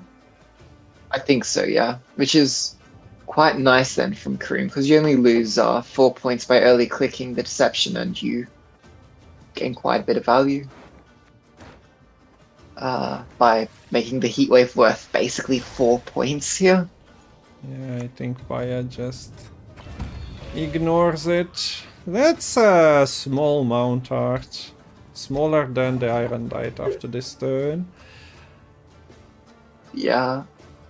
It's... yeah. So the Sirana Harpy train, we even seen some parts of it, but didn't really work out for a huge one. The second Troubadour wasn't played as well, although I'm not sure how much do we want two of them. You like surprises. And that is a... Again, this placement by Paj is interesting, because yes, this is kind of necessary for the truffle, I guess. But you're going to be getting this Riptide anyways. So yeah, you lose a couple points playing into that Crushing Trap. And now with the Heat Wave still in hand here for Paja, it means that this Deception can just be clicked early. It's a huge point gap, and if we're looking down a 14-point Arendite. At least Don't question these things, Matol. At least it's 4-point heat wave at the moment.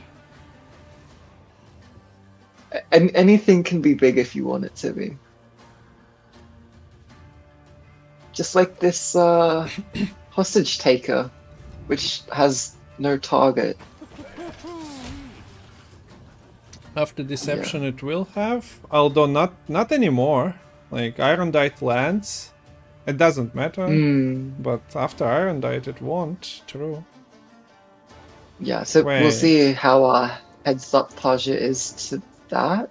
I think Kareem was supposed to already play Deception, then between Fruit and Siliana Harpy you could still pick one. Okay, Steal and then Refresh and Fruit for Paya was not great, but he also doesn't have units anymore. Yeah.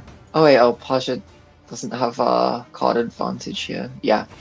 Never mind, that's not even a thing. Okay, so now yeah, that'll be a sad Kareem is floating the trap. But I don't know about actually, this should have been... Oh, actually no. Paja wouldn't have heat waved otherwise. I was going to say, could you have played on interactive to deny the Arendite? The answer is no. You're just going to lose, unfortunately.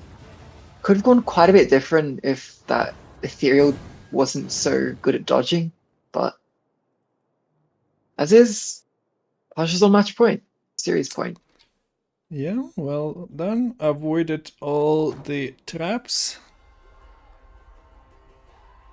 There is a quote, if Paya would save the watts of his streams, he said that traps are usually so predictable while playing on the ladder, and gets to play against them on tournament and manages to navigate it.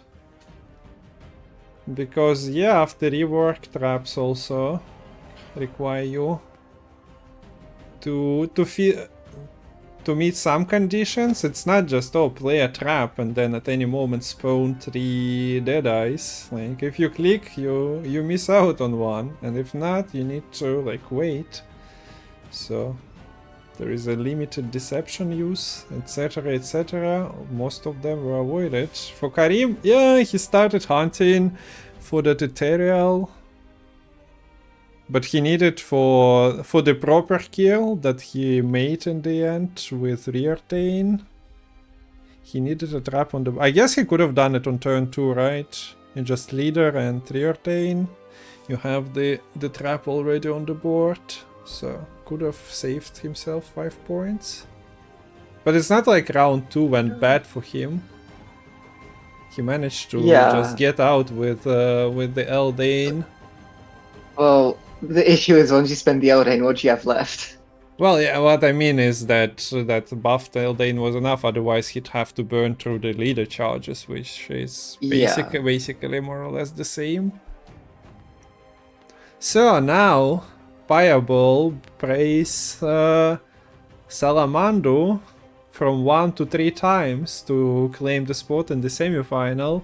Guys, if you missed the start, we still haven't finished with the first series of the day, but there is the Salamander deck on the right. It has Madame Louise, it has Decoy, what's not to like? How can this deck lose?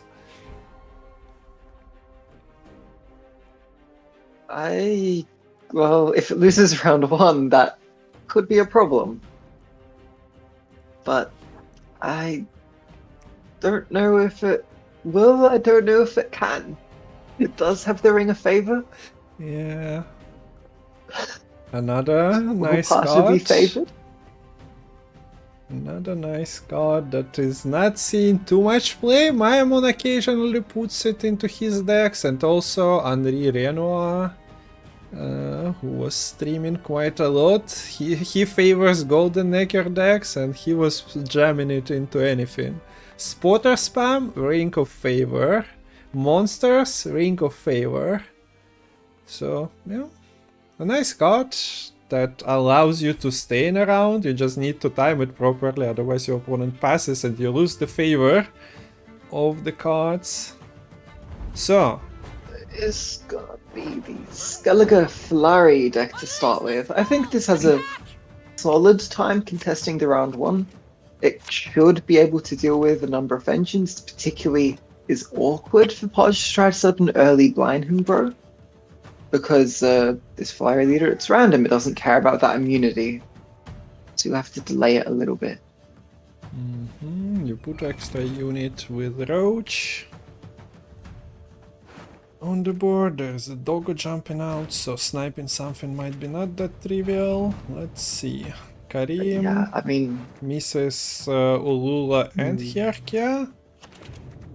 Both series are also in the deck. bad.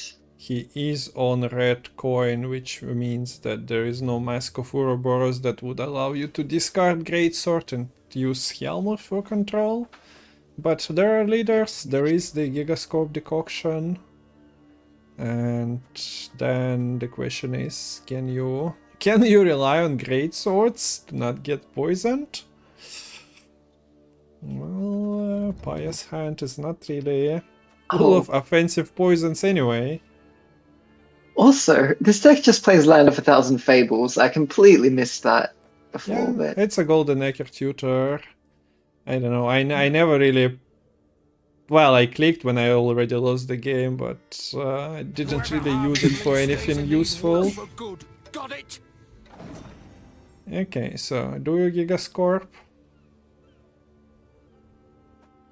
The Roland, knowing that Gellert is incoming and provides the coins. The answer is not really. But now you're just not answering this after Gellert. well, you can save the random damage from the decoction with the leader charges to high roll together. Yeah, but they are like 17 points, so you're not doing that, and now your Roland is also kind of out of reach. What you mean? 8 plus like 14 points of random damage. Surely you hit the 5 you need. Surely. But Okay, I see. maybe after the last game with all the ethereal misses, Kareem doesn't want to risk it. And instead, the Wretched Addict gets set up, and the scary thing is the 2 brews from the Geller, the 2 brews from the Addict. It's already to 8 points. It doesn't die till Gigascorp. Your Hjalmar ain't set up. You're up against 32 points already? What do you do now? Yeah, that's what I meant. Like if you don't go on the Roland control, but even if you control Roland, like less coins there, but still the Alex zoo still go through. the armada is out. Although this is like one ghost ship, is it really an armada? Well, I it's mean, the rest of the this Armada. Salamander deck is just Gosh. OP. And to be fair, yeah, there is a 10 hidden points in Greatsword, and like one leader click is what, 12 points at the moment, so it's not like... On the count of 3, we go in. It's just, 1, if you lose round 1 and Paja gets the combo, don't you just auto lose as Kareem? If I go well, there is Herkia, there is Sirinova, but there is Kalkstein, so yeah, you cannot really do any cute things there. And in round 3, this deck ain't gonna have any shortage of points. Sorry, shortage of coins. Like, they just need to get to max coins for the Salamander, have the Louisa tribute, and that's really it for coinage, I think. Yeah. Oh, Kareem is fighting for the like playing bronzes. It still qualifies as fighting, I suppose. But yeah, he's playing into Ring of Favor that he also don't really have at all. Well, there are all units already on the board, so why is just growing the ring? Yeah, and I don't think it's even if you pass to burn the ring, yeah, you give them one more thing than they maybe want. I don't think that's a problem necessarily, because Paja can just play the Golden Necker with no artifact, and you still get the combo, and that's all you need for the Golden Necker to do.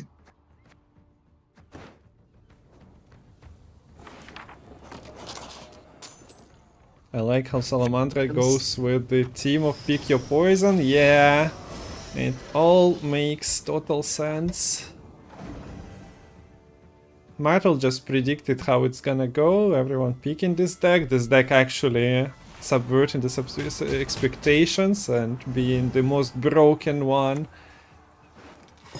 Okay, so Gigascope decoction goes out still in this round. Close, but still not close enough. Like, verification leader takes it, but there is also no reason for Paya not to play Ring of Favor, and then I don't really know how you make the points. There is a win con if you can force this Kalkstein to be played, but like there are two playable cards. Okay, the bank is not playable unless you know that you get the Golden Necker. I wouldn't risk it. There you go. Wait. So okay. The whales come into Win play con slightly. acquired. Yeah.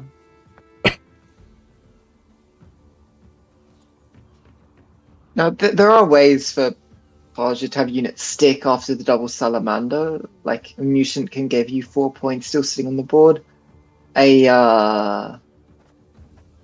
Actually, no, the Abomination would still die from the Salamander hideout anyways.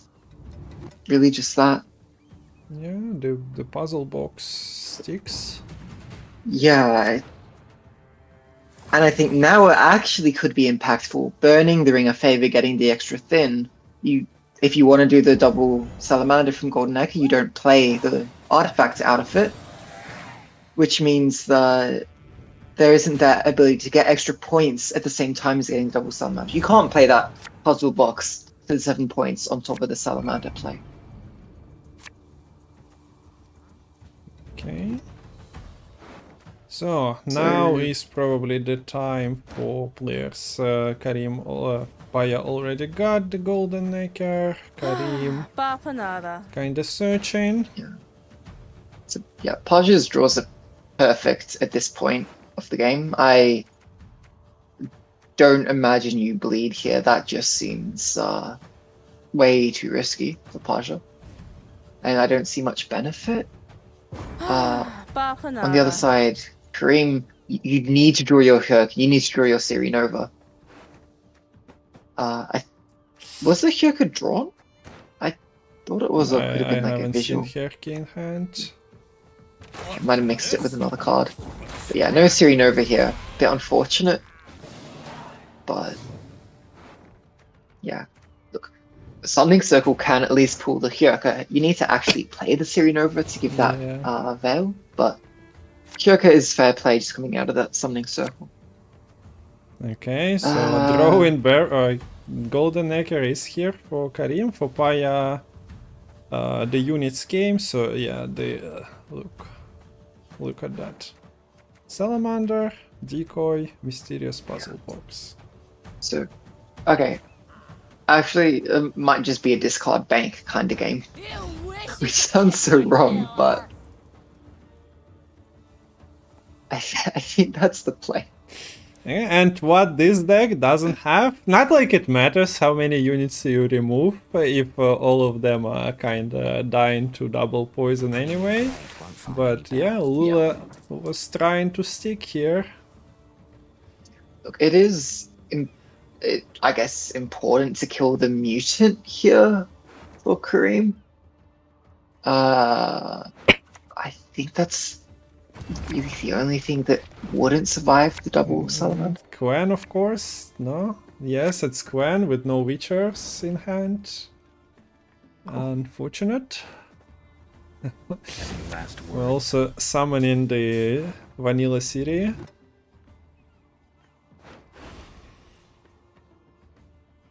Okay, yeah, this is a turn and a half. Oh wait, Oh no, I sense trouble. summoning circle is still there. The windmill. Its sticks spin around and Yeah, nice to have extra Witcher students. Doesn't matter. It doesn't matter if the... Ooh, actually, Does it? actually, Tell me how it matters now. I'm here to learn. yeah, no, this doesn't matter. I was thinking that maybe the summoning circle you could do some other shenanigans with, like having it summon after the salamander, but no, Kareem doesn't have the last say, so that's not possible. Remember, this will be our little secret. Eavesdrop, hello, salamander. And goodbye, salamander. Yeah.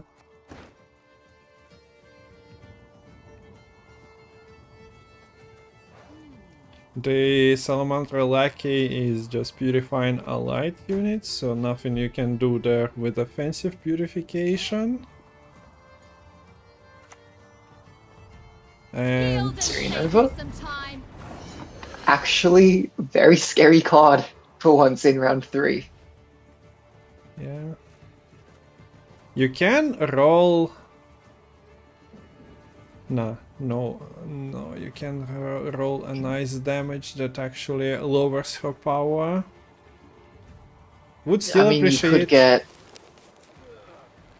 You could have gotten Savvy Huckster here to pop the shield, and then a Salamage from the location that allows you to do 2 damage, I guess. Yeah, so the positioning I think I would prefer next to the Hayan Kaduch, just in case. Yeah. Hjalmar finds a quest for himself, goes for a hunt to Salamander Abominations.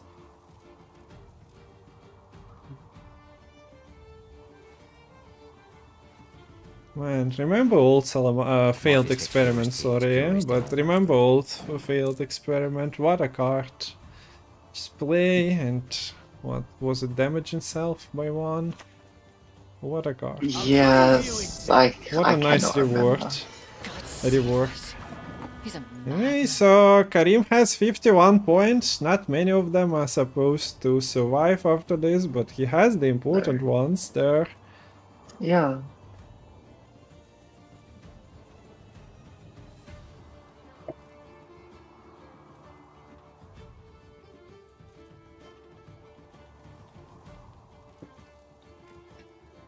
I guess, yeah, Paja thinking, can Hideout do anything fun here? I don't think any of the options will help. Salamander Abomination, it only clears the poison at the end of the turn, so it would still be vulnerable. You need to actually click the fee on the failed experiment to move the poison over. You don't get a chance due to the sequencing of the Golden Necker playing it all at once. Not sure how I feel about No exceptions. roping Louisa, but there was still enough time to click her after playing the tribute. Now the skill check is to... She says, your next tribute... There is the... Yeah, she's dying. There is the tribute on Salamander Mage and on Abomination, which you don't want to play, so yeah, successfully dodged. Another card that kinda wants to stick, but kinda would not. What are you gonna do, huh?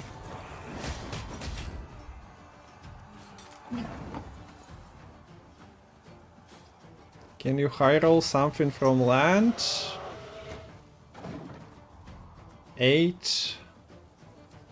Skate Just again? dies to here. No. Something like, okay, we actually get it. But I doubt there is a wheeled unit. Okay, no. Okay. Last non-neutral. This round nothing was poisoned. 69 points, nice holder. Like, it would be nice to have a candle on the board. Yeah, Candle would have actually been game winning, but not running this specific deck. I guess you're also out of money on the second tribute anyway, but yeah. Well, the combo worked out, it's just that Kalkestein was sacrificed. And Kareem beats the Salamander, episode number 1. I think Kareem ordered at least 2 more episodes. Pajabol kind of wants to be done with it though. So, let's see. Yeah, so I don't know if that was just an oversight by Paja playing the Kalkstein round 1, or what, but yeah, that was interesting. What would have been funny is if Kareem just missed the Hyurka and found only the Siri Nova. So you had the 8-point Vel up against the 7-point Jin and 1-point Salamander, which would have just been a tie after all that.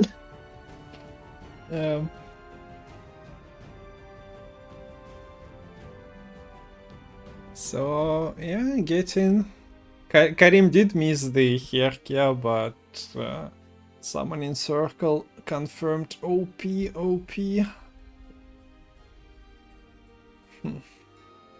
Okay, so Kareem has traps and constructs.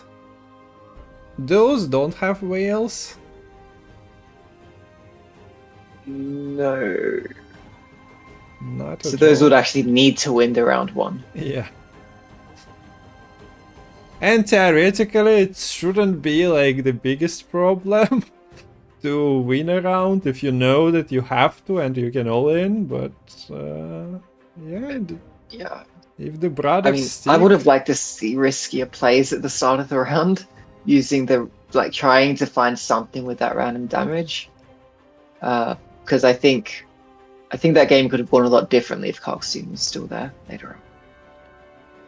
yeah, but now looking at the shield wall and the ambush, yeah, not much you can do in terms of How does- getting a whale on the board. I don't think anything really does No. it. How does Deadeye Ambush win round 1? Well, you just play traps at the specific moments where they snipe the required units, rely on Paya not guessing which trap exactly is that. That's one way to snipe Gellert with 5 damage trap, but well, honestly, good luck. He's also what, provision-wise? 7, 8... 7 for both of them. Like, Crouch is jumping out, so Pitfall is also not really reliable in that context.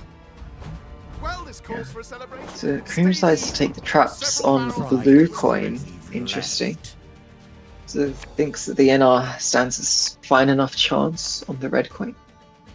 Thanks for the gifted sub, Matol. And now into game number 4 we go. It is traps on blue. And the sticky situation. Well, the brothers are above the 4 threshold, for power threshold. Yeah.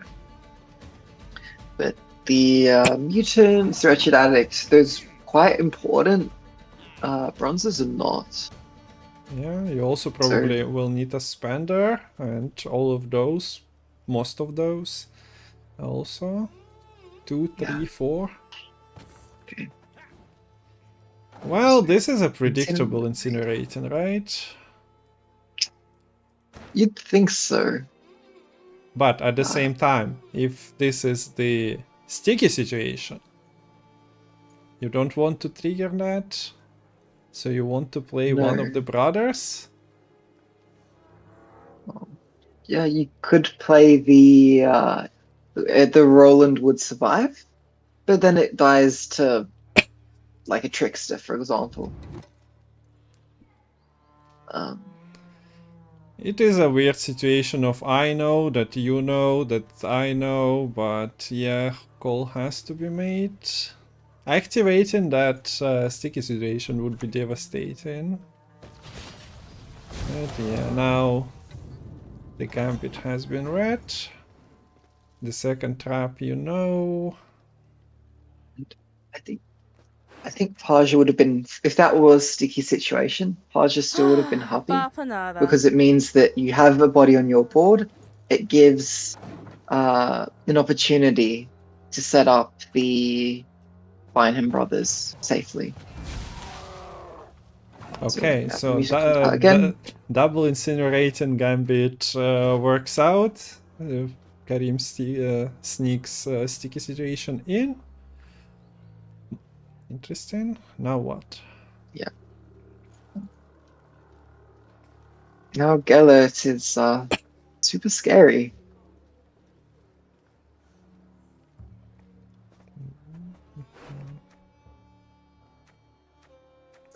So, do you go for another incinerator trap? Would be fun, but that you don't really mask as anything. You'd also need. Okay, you have the curse scroll, I suppose. Yeah, Kareem even commits a leader charge into this.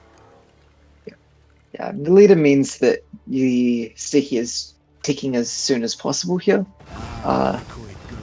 And yeah, leader charges are important, but you need to win round 1, right? So that's the most important thing for you to do here. A lot of specials in Pyre's hand, so like Serpent Trap would have been interesting, but there is a mutant, so your best hope is to just hope that special is played after Roland hits the board, because Roland I expect will be protected. Till then, don't budge. So you could go for double crushing trap this round as well. It would basically counter these mutants. Decides not to go for another mutant spawn.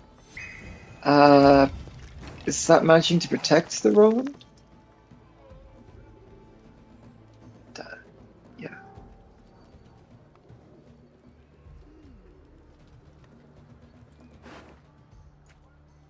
Actually, if the Feign Death was played before the Angus here,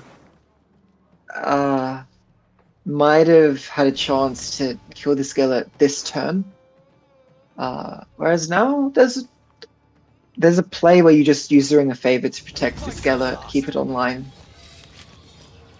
But it might just be the Incinerating Trap combining with a Vermin to get the immediate kill. Oh, okay. Get the waylay anyways. You get the 1-turn trigger on the Riordan. Okay, that's fine. You have the trap set up now. Means this Wretched Addict would die straight away. Not that you can really set it up with this current hand state on Pajabol side. Yeah, it's a nice board to like do the double salamander shenanigans right here, right now. If only there wasn't Yes. 13 units in deck. It would have been nice Also- to just deal with all the elves immediately. Serpent Trap would entirely counter the Ring of Favor. That's the pass from Pasha. Well, yeah, Kareem kinda committed, but like scenario you expect. A couple of traps you expect, so yeah, wouldn't say that the overcommitment has been done. Also now there is a timing on deceptions, as you mentioned in the previous game. Oh, not the previous game, but Yeah. You summon in circle in the previous Yeah. game, deception here. You can, with the last say, time things properly, avoiding. Last say is critical. Because the Salamander deck, as we've seen the previous time, even with the artifact, spawning a Jinn, it doesn't have enough points on their own. Surprises. Although, so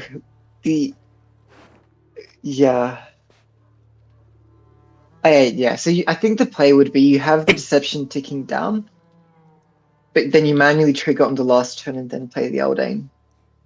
Yeah, that's a problem, but if- good problem to have, like traps on the board that you can transform. So yeah, we see proactive Saboteur and an instant pass, nothing to really do here. What Paya can aim at is, do a single Salamander somehow instead, but Eldane already obtained, traps, you cannot poison them, deception already in hand, and as Lemon said, I don't know, we'll see. So notably the Ring of Favor got burnt in the round 1. So Paja can pass here with 8 cards in hand. This means that one less card is played over the course of the game than if you played down to the typical 7. So that sort of undoes the extra thing that the Ring of Favor being burned made happen. However, you want to thin down to 3 cards in deck. You don't have perfect thinning right now, so you run into the issue of potentially bricking a bit. So this is where it gets a bit sketchy. You need to get to 9 coins early here to get the boat out. You need to play Decree for some non-Salamander unit. You need to play Bank for whatever the final card in deck is. That isn't the 3 you want to play from the Golden Echo. And I guess you go for the double Salamander line here. I don't see... I don't think it can win out though. Yeah, if Kareem's points were not hidden in the traps, maybe you can find enough units to, like what Lucas did against Clownidze. You just set up the poisons and poison stuff, but against traps specifically, you don't get to all units to like snipe with the poisons. You cannot greet, like you can, but you still poison in a 4-point hostage taker, 4-point trickster. Maybe if you're lucky, there is a Yorvet for you to poison. And 6 power. Heard I make dreams come true. Okay. So regarding this double salamander play, I don't think Paya aims to do the double salamander anymore, and honestly, outside of location, there is no tribute units, so no waste, not wasting coins on Louisa. Eternal Disciple is a slow spender and swarmer, but with crushing traps you don't really want to spend that way. So instead we see Street Urchins.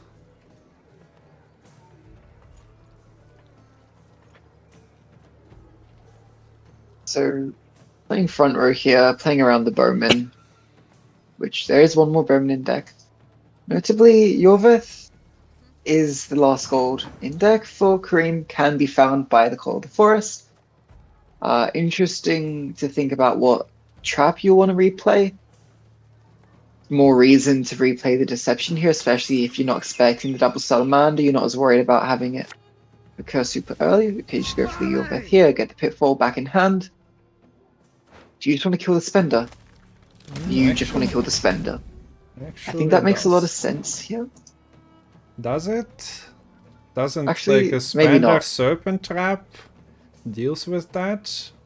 Like the Salamander deck has a billion specials Business we are. and doesn't really have tall units with the Brothers Gun specifically. There is an Oxenfurt Guard left in the main deck, so that can be used for spending. I thought that might be able to just stop any more spenders from Paja's side, but not quite going to be the case. So Paja needs to get to 9 coins here before playing the Golden Necker, otherwise this boat is not coming out. And Golden Necker with boat as one of 3 units in the deck, that doesn't feel great.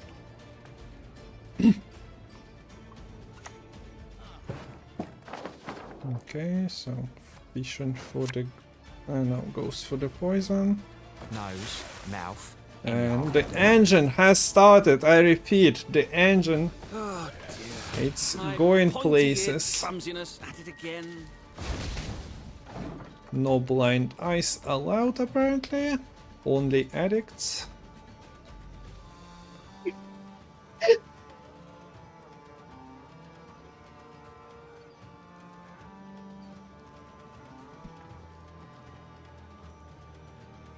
It's gonna be a fairly big hostage taker as well. Yeah, hostage taker can kill this it's addict. already at 4. Oh,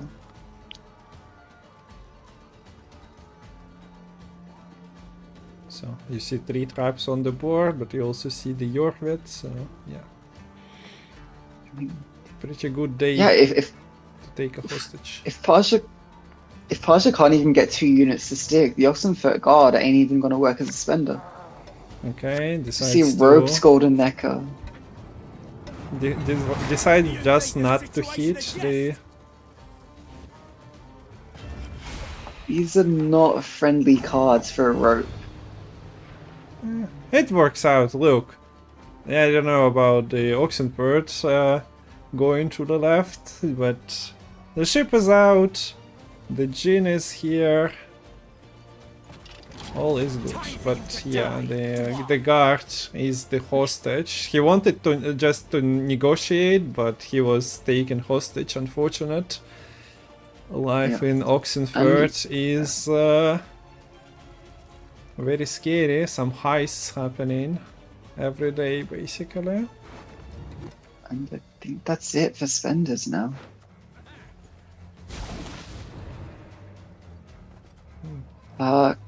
Kareem wins the thing in the box battle. What got transformed, was it? It was a serpent trap. Yeah, we don't see Serpent anywhere, so... So weird looking serpent trap now. Well, there are no Play for quite a few points. not enough poisons coming through, so... Oh wait... Actually... You can do the double Salamander, as there is nothing You in the... can. Yeah. So Unless hostage taker takes the Salamander. Yeah. But theoretically you can, so... Also, playing the Salamander, you just kill your own wretched addict, and that's like most of your points right now. So you're gonna have to sub this location beforehand to save the addict.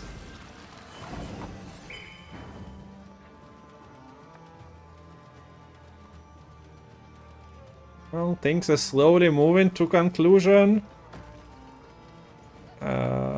Also, we do see Deception a bit early, but as you... I mean... You're safe to be I don't think it matters. I think Kareem knows that double Salamander is no longer possible because of the hostage taker. You're gonna slam the hostage taker though. See? Look. Look. It's coming any moment now. Damn. Oh. Man. I don't know. Well, Like, he still has this enough with the Eldain ambush finisher. I think so, yeah. Should have enough. Yeah. I mean, Paya cannot purify his own units, so if he does the... At least Salamander Abomination sticks. But The addict others- still ends up dying. But yeah, the traps should be more than enough. The deception is late enough now. Since it's not a one-turn double Salamander, that these Deadeyes being spawned will be safe. Thing in the box will be safe. So, okay. So we- Kareem decides to let the double Salamander go through, decides to let us see the fireworks still, but knows that the win is safe. Paya also kinda decided not to lead her before playing decoy. So he saved his own points on the board, but yeah, the point gap is enormous. Okay, But look, listen. The important thing, we cannot even claim that people who didn't take the Salamander list to the tournament are in the wrong here, because Lucas won with it. So he might still like lose the series, but so far, yeah, not a good day for Salamander in this series. I guess that Paj's mistake was not choosing Vi, huh? Yeah, not choosing Wyant also. Not making the exact same moves, I guess, as rolled out in Lucas versus Clownitza. But the decider, the constructs that we've already seen lose once today, are on a mission to beat the Salamander for the third time now. For Kareem, he needs to take that deck down. Yeah, and immediately after I was thinking like about, oh, what the heck do you take on the blue coin there? Of course you have to take the traps on the blue coin in that round one. Because traps only work as answering things if you play them first. So if you play the traps on red coin, you don't get a chance to answer whatever was played first by Paj in that game. Unless you spring them, but then that's kind of awkward as well. So the difference is the constructs. Look, you'd rather, I think, still be going first. It's easier to win round one starting from blue coin most of the time. I think that's still true in any of these last three games that we'll be seeing here with the Salamander involved. But since the constructs just has more direct damage to deal with things, it should have the tools to deal with Geller, deal with Roland. At least eventually once the immunity wanes off. Provided you draw your constructs. It can also set up some siege engines to kill off mutants, maybe deal with wretched addicts. Perhaps we'll see how the round one develops if those siege engines get to actually stick. But you know, if you have the Carabalist on the back row with your siege masters, and then have a reinforced blister come down to the front row that can be 4 damage or even 5 damage if you find both siege masters happening in one turn. That'd be promises. Yeah, the Salamander list doesn't really have enough in terms of control, so just needs to put a lot of points yourself and pray that your opponent is not really trying to dismantle everything you created. Okay, we're getting into game number 5. For those of you concerned why is Pajabol playing Salamander, what was he thinking? Well, that's Kareem that provided him with this deck.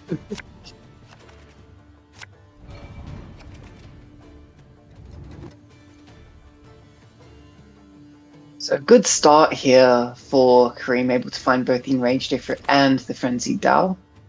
Although, might like it if there was a third construct in hand, just to enable this Frenzied Owl to find both rocks before the enraged Ifrit needs to be played.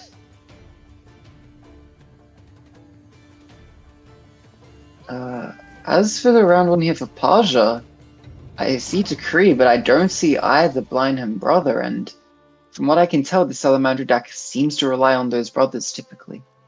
Madame Louisa also, look, it's playable, but it's a card you'd much prefer saving for a later round to enable that. Actually, you need it for that 1-turn double Salamander. So I don't think Madame Louisa is particularly playable here. I don't think the Golden Necro is particularly playable here. So I can see issues with Paja playing deep into this round 1. And I think Kareem should be happy to play any card in hand. And something is a bit off when Kalkstein is the lead when you want to be playing these engines early. Yeah. Ghost, well, I was about to ask, do you even play Mutagenerator against Salamander, or do you just develop the threats and engines, but apparently goes for it still?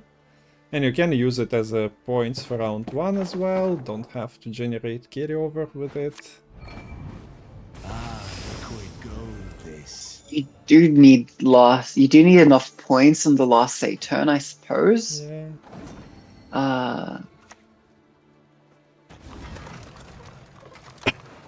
But you can just save your full leader for last turn, that gives you +6. So here's the Gellert. Now the Wretched Addict is online. Okay, so you have the Caraballistic can combine with not much to get the kill here. It's going to be on 8. That's safe from being killed by the Ifrit plus the 2 damage. So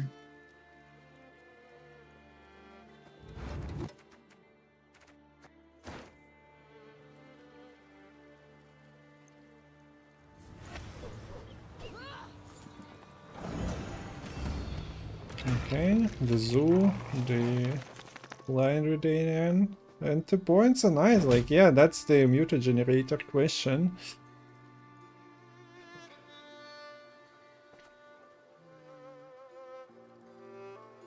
It's very slow, but you just need to secure the last say. Oh look, we're already playing the points for Mutagenerator, so if the plan was, then it kind of works out. yeah. Maybe it does give you important points that you need to win the round 1 here. No access to Mutant means we're going to use the location to get this early failed experiment. Oh, sorry, Salamander Abomination. This gives you a very nice target for the Scarlet Blindhand. Particularly because, yeah, there's no Toll Punish in this construct list. There goes the immunity, so goodbye, Gellert. And I guess the play was just use these damage engines, keep this Wretched Addict to where it'll be within 8 points, then you can use this Frenzied Owl to get the kill. Again, there's an argument to use Ring of Favor here just for protection. It says, I guess, technically Anastasis is a pseudo Toll Punish.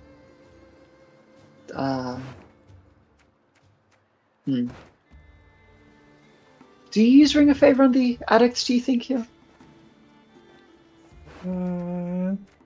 Don't think so. Not yet. Okay, decides not to. Okay, yeah, this is one way to buff it as well. Now it's 13, not exactly. It's a shame that we don't have 10 Rock Barrages, Frenzied Owl, like decks available. Somebody needs to cook. But it's hard to duplicate the offensive. Yeah. Spells and specials. This is like Frenzied Owl, but not really exciting one. It puts a Colossal Ifrit to a lot of damage, and yeah, you probably can play Colossal Ifrit if you need a win in a round. Also, I wanted to check the provision costs, so the My Fistech's purest tea is The purest. majority I think of a lot them of are constructs 10, but 7, 10. 9 is mainly 10, but others are... Oh, let's go. Colossal Ifrit. Ugh, Mutual points. generator value. Org. Drink of Favor And is at 15 now, though. And gonna be 17. yeah, I got a question again. This mutual generator play. I feel like it just delayed the answers a bit too long here for Kareem. No refunds, mind. And with this Ring of Favor now coming down at a whopping 17 points, I think we can agree 17 is big, right? We'll need to check on with an expert in Matol for that Okay. to be certain. But yeah, 17, so 30 points or so, but you have Colossal Ifrit dealing 9. There is a row And where it happens And, twice. I don't think you can double Salamander without Madame Louisa in one turn.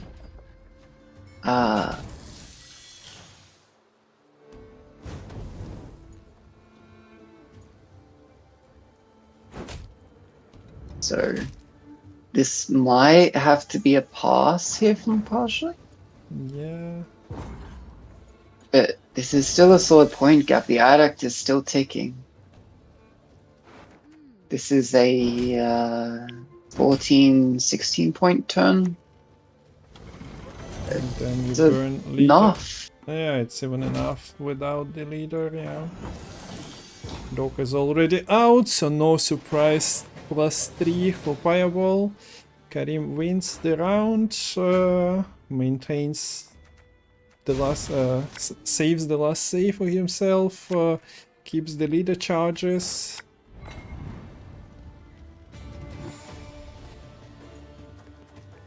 Now, there are still cards to find, but you just need to, like, not play anything here, and if you wish to, you even can, because I doubt Pajabol puts a lot of points in one go with this deck. Yeah, I don't hate even just slamming Primordial Dow here. I'd probably be staring at the deck list for 20 seconds straight, seeing if it's safe, but yeah. I mean, if the Golden Necker is played, you just win the game on the spot, right? And then all the other cards in deck just are super slow here. So you can just slam the Dow. You can slam the AA here too now if you want. Maybe just play out a drummer. Or you could even AA into Natalis into Bombardment to kill off this mutant if you so choose. And you just... You can just say, do you want to produce the points? Because that's like full leader Double last say. To get the ship. No, it's the ship. That's There is Roland. Almost double last say. Yeah, there is Roland. So, like, if he sticks, you can get money from poisoning. And this is not a jackpot list where Roland round 3 with Salamander is the clutch, but at least you get money. Okay. If And he... Stace has been found.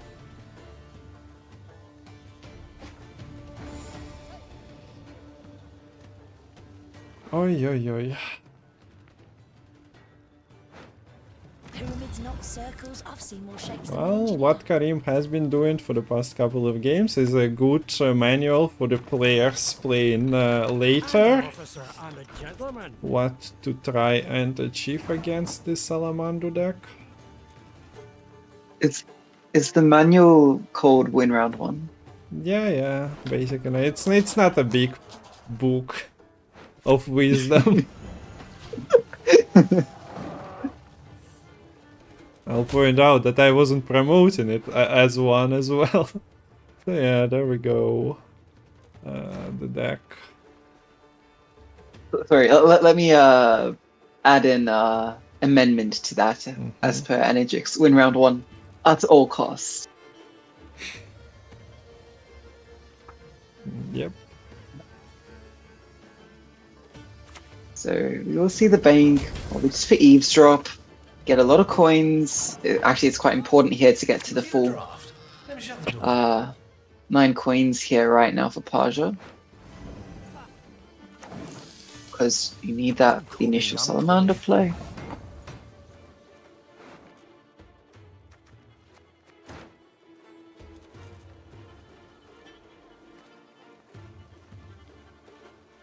Yeah, there is a tall Louisa. She even buffed herself a couple of times because the card has Intimidate. Don't understand why people don't play her in every deck. When I was playing, everyone was running Madame Louisa in Syndicate. Yeah. The kids nowadays Yeah. don't even know. Oh yeah, the kids these days, they don't even know the Louisa Savola combo. For good. Got it.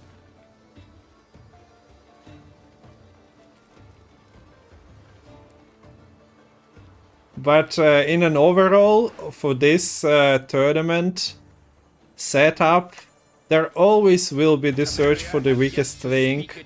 So I don't know if it was possible to like avoid every the very bad deck. I guess there will be invigorates and whatnot that might be quite questionable. Oh, all the coins in the world in this bank.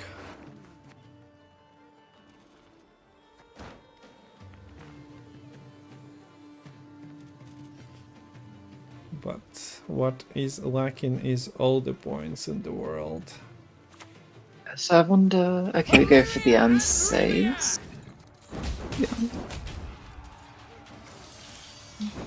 This decides that AA will be the best final play.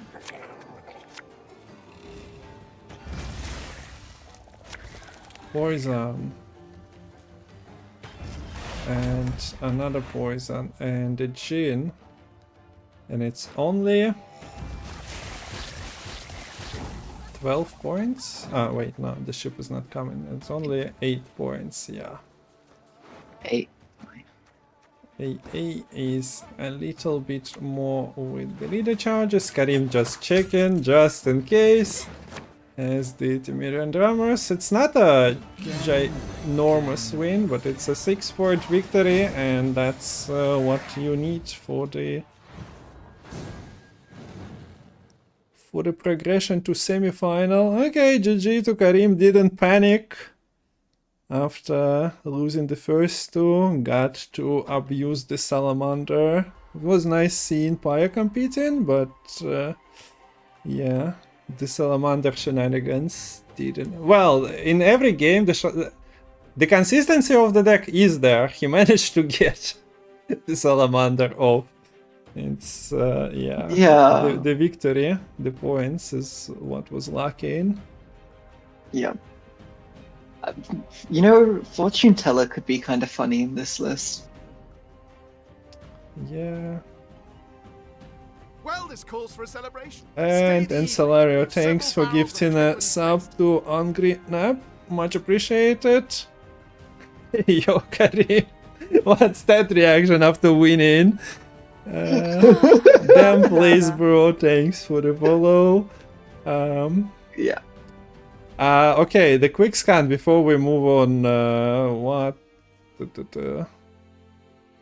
What I wanted. Okay, this is a bit scuffed. I'll just remove. I wanted to quickly see what deck. So in Clownidze Lucas we had one Salamander list. In this one we also had one Salamander list. Energix versus Lerio, there is double Salamander. Maybe you guys want to make a pact and ban the Salamander? I don't know. If either of you wants to play it. And Tuteisha will be playing Salamander as well. So we are only up for one actual potential mirror. How much is prize pool? As much as you guys donate to Matol, but actually $100. Salamander mirror will be interesting. So what's the update, Matol? Are we going back to this series of Lucas versus Klunidze that we had unfinished.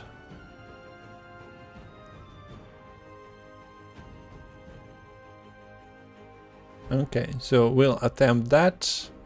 Is it through Lucas's stream? I guess you're not messing with the platform.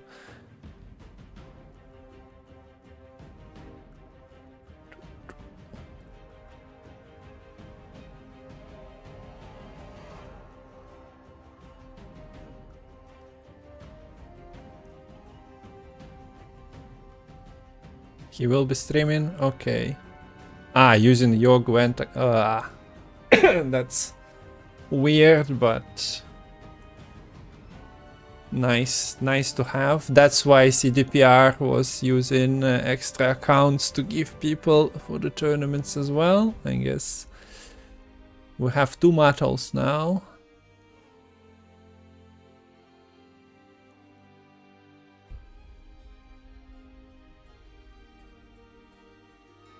You should be allowed to ban your own deck. A kinda funny idea, yeah. If anyone runs the tournament like this later on, that would be great. Yeah, I guess we'll take a short break or downtime before we get to Lucas versus Klunidze. Be right back, guys. And after the Klunidze Lucas hopefully ends, we'll move to Lilith's channel for Energex versus Lerio and Full Tilt versus Tutatia. But for now, a small break.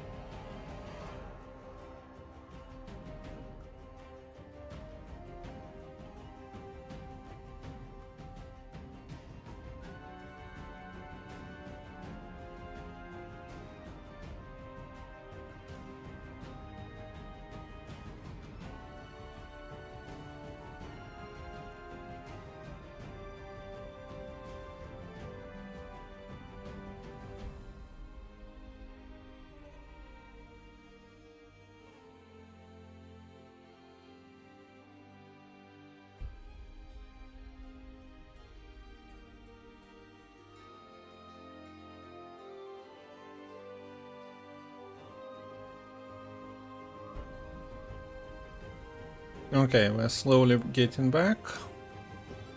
Next match is now, but it's not a new match. We are finishing the Lucas versus Clownidze.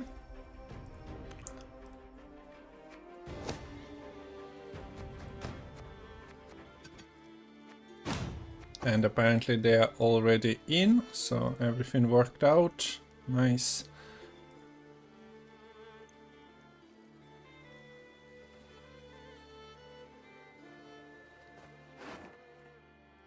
I was ready, but I wasn't ready like the same second as you asked it, so we missed the mulligans, but this is the continuation of the series between Clownidze 02 Lucas, and I don't remember the bands.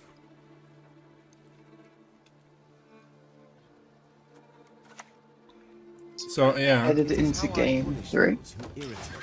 yeah, this is the 2-0 where Lucas is winning with was winning with Salamander and another deck, but now has to win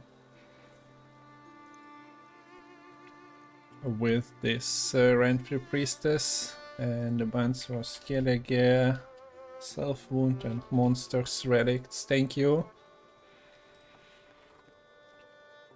So yeah, Matol versus Clownidze, it says on the player names. I don't recall. You should open Lucas's stream, Yes. Lemon, yeah. Okay, so there is the log that we discussed a couple of hours ago that just, yeah, denies the Dana value, any further Dana value. Yep, and to reiterate, no Purify in this Invigorate Harmony list either. So that lock is stuck there for the entirety of this round. And this is the nice thing, Margarita is a Northern Realms card. You can tutor it with this Pincer Maneuver Leader. Deroggery is not a Northern Realms card, it's neutral, so the Deroggery you need to actually draw into it naturally. Same thing goes for something like the Snowdrop. We might need to see this Istrid coming down to try to find some of those key neutrals. Yeah, okay, we don't have Observer since we are looking through Lucas's perspective here. But what to tell? There is a Sunset Wanderer moving through the hand, so it moves one card per turn to the right. If it's the rightmost card, he jumps out. So a nice thing to have when your leader is literally pincer maneuver. When you have Istrid, when you have Siege Masters drawing you extra cards. Deck is quite consistent, especially against non-Nilfgaard players. Deck is super consistent. You tin what you need. You get your priestesses played out with Onager, so the Tridems. But to get there, you need to win one of first 2 rounds, and then also avoid being forced out of your big play, uncontrolled big play. And I guess you need to hit the Rent-Free ability, right? Which there's 2 options that work, 1 on each, and it's a 3 and 7 that you find the first, 3 and 7 the second. So I think most of the time you should find it, but yeah, I always get worried when I play these kinds of decks without Rune Mage. It just scares me way too much. But hey, if you get given this deck in this tourney, you don't get much of a choice in playing it with Rune Mage or not. So I'm an officer yeah. and a gentleman. Okay, so Perhaps it would be best if we went out for a bit of all this manipulation with the leader charge. But in the end we don't get... no, that was intended, right? Yeah, that was the thinning for the secret Redanian. Why was the leader used?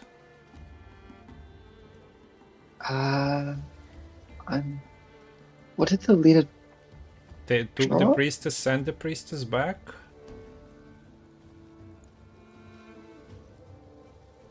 I'm not sure. I might have... If there was Istrid, I can understand trying to get a Istrid boost on was... it. Because I thought I saw a priestess being drawn, but I'm like, that doesn't... I'm not sure. Being put back. Anyways. Big point lead here for the Scoia. Have Gale coming down. Harmony gonna be procced immediately by this Chameleon. 2 damage, set up 2. Like, also doesn't make sense in terms of...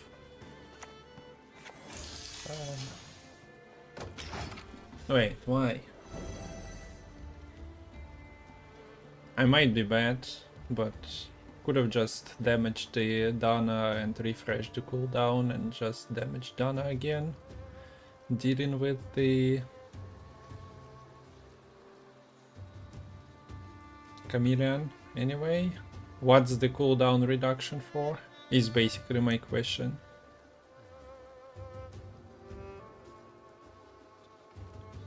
Why is Clownitsa playing again? Well, they needed to finish the series, and it's also Clownitsa versus Matol now, eh? So not exactly a rerun, but yeah, this is Lucas using Matol's account. Because technical issues were... So we actually need a few spare accounts. We need to find people who are not playing Gwent anymore, just to have the spares. Bleeding goes on 1 point unit, but well, when that unit has the Purify, it kinda is inefficient to bleed anything else. And notably, Falter's Pride loses its crew pocket here as well. With that Pavko Gale cleaning up the Siege Master. The city is ravaged by rot. Okay, so all the clicking.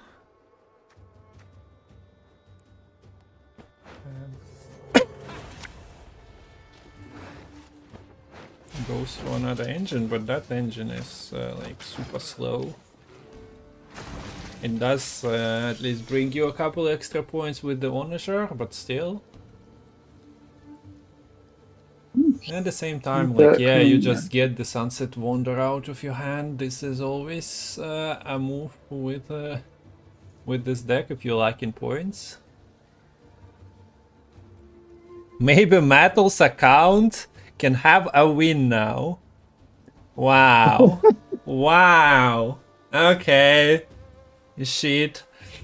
Aye. Poor Matol. He's been trying for... Matol, you're not meant to agree with that.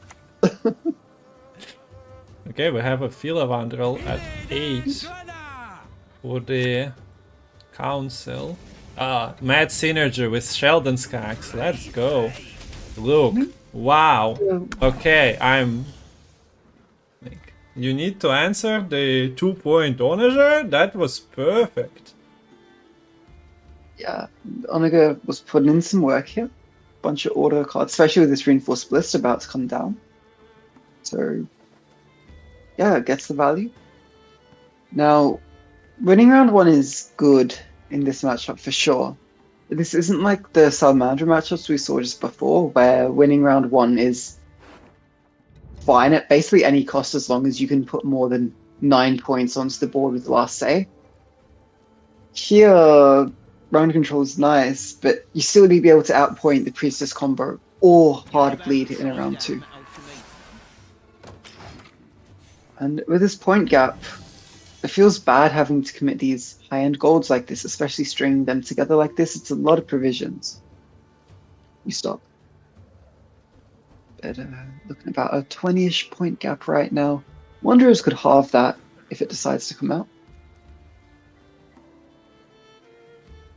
Yeah.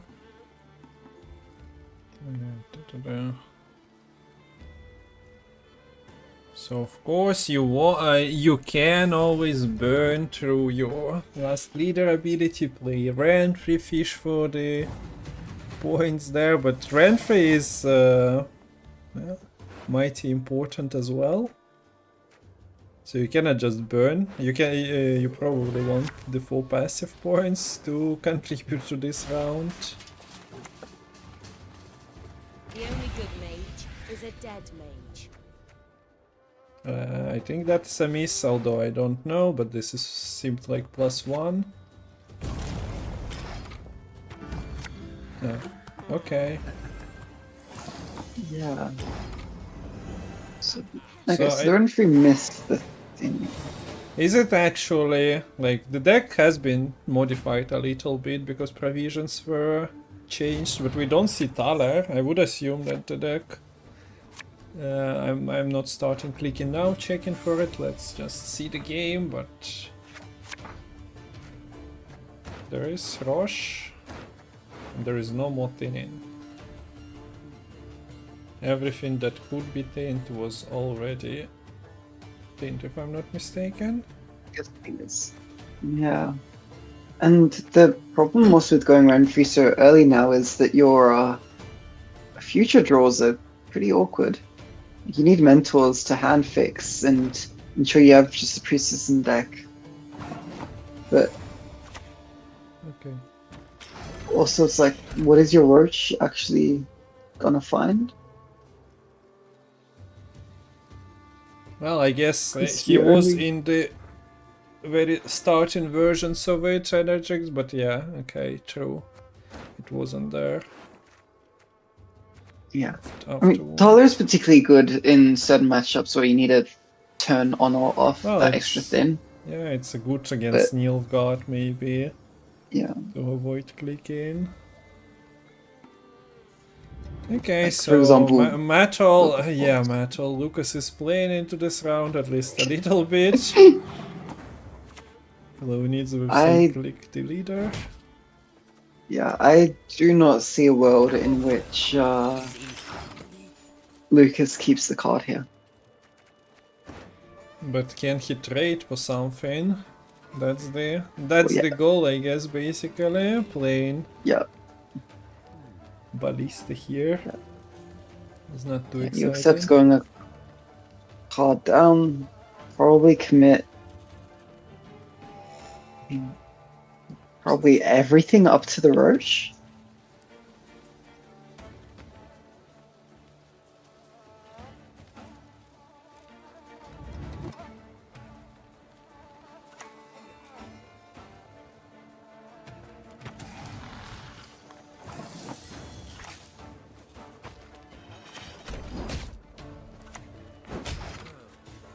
Well, if he wanted an out, he could have taken it. We do see that he's searching for cards and not for the return of his missing card in hand. Yeah. Even if the tempo that he's playing at the moment is not really good at all. Oh, also there's the 4 on the pass on the Renfrew that we I need to keep in mind. Lucas was ahead earlier because of that still. Yeah.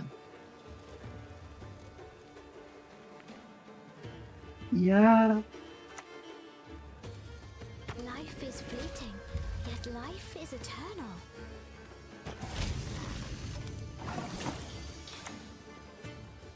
And we need to go deeper, he says. Searching for priestess.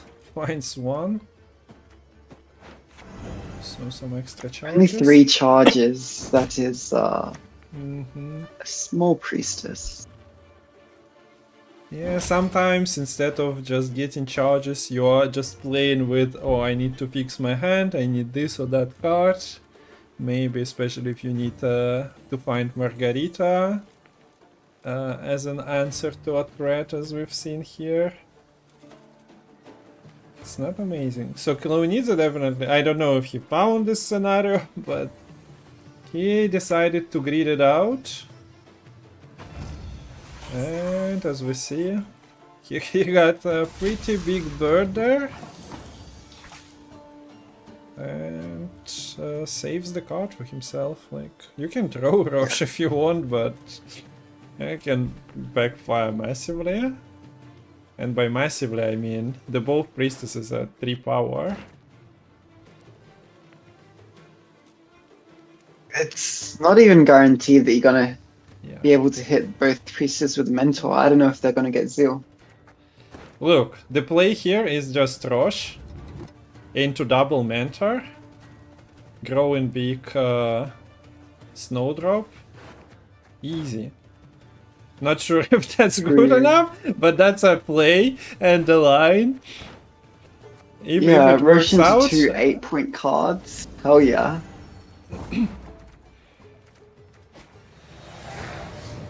But yeah, that wasn't really the play. So moving to round 3 with rather small priestesses with 1 extra card in your deck.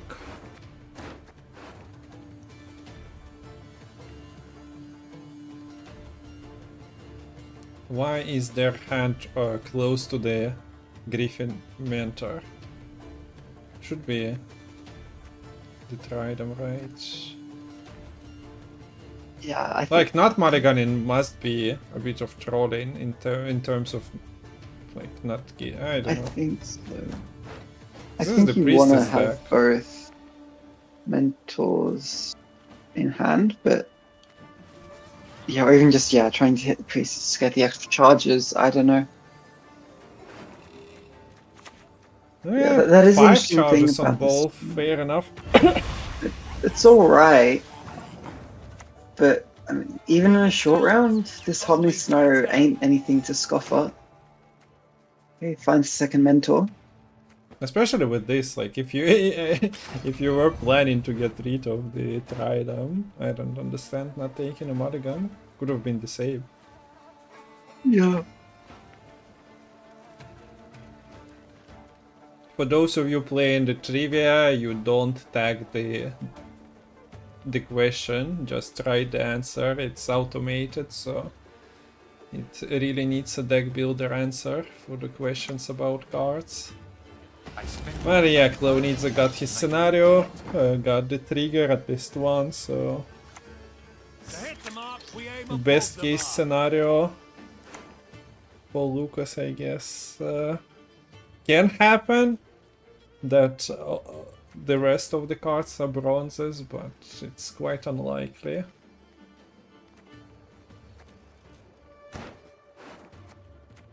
When you just do this, look, yoink. Ah, easy.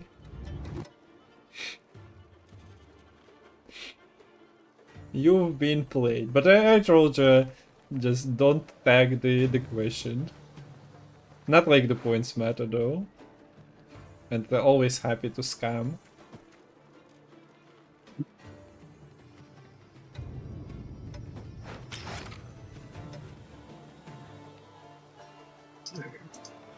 So it's going to be Onager and Roche in hand. So it's 2 priestesses and a Trident in deck. I think to win, you have to hit Both? double priestess. Yeah, I don't Actually, think if anything works otherwise. Actually, be about the same as if you just hit priestess Trident here, because the Trident doubles the priestess's value. So probably it's better to hit the bigger priestess and the Trident. Okay, fair enough.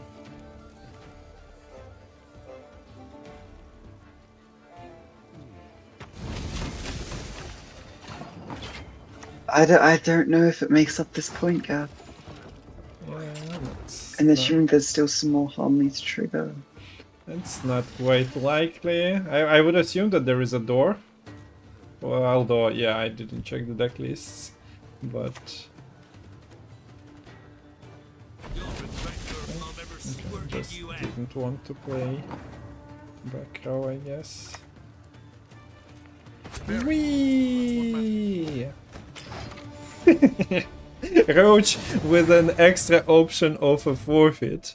You know, don't see that every day. Like, pulling the forfeit out of the deck. So, where is the ban screen? Yes, we Okay, can well- recreate that one. Reverse sweep might have begun. And I'm particularly curious, like with this tournament format, I think you mentioned this a bit before about how sort of deep these players, I don't know what you call it, experiences, or like in like a hero shoot or a MOBA, you'd call it probably a hero pool. I don't know what you call it in Gwent, like a deck pool, or like the ability to play different types of decks. Like, how many of these kinds of decks have you played before? Because if you haven't played a Renfrey Priestess deck before, it can take a little bit to get used to. Yeah. And also, that game shows why I don't like playing Renfrey without Renfrey without Rune Mage in the Priestess or a thinning deck. You need to hit that thin, but it's not a guarantee. Yeah, missed that, but I guess he also needed points there, otherwise he would be cards down. So Klunidze still has V, still has Hidden Cache to play, and into the next game we go, and it's gonna be Hidden Cache from Eret for Klunidze. Priestess as the only deck available for Lucas. I mean, there are two options, one from each of the abilities you pick, so it's quite a good chance you hit it.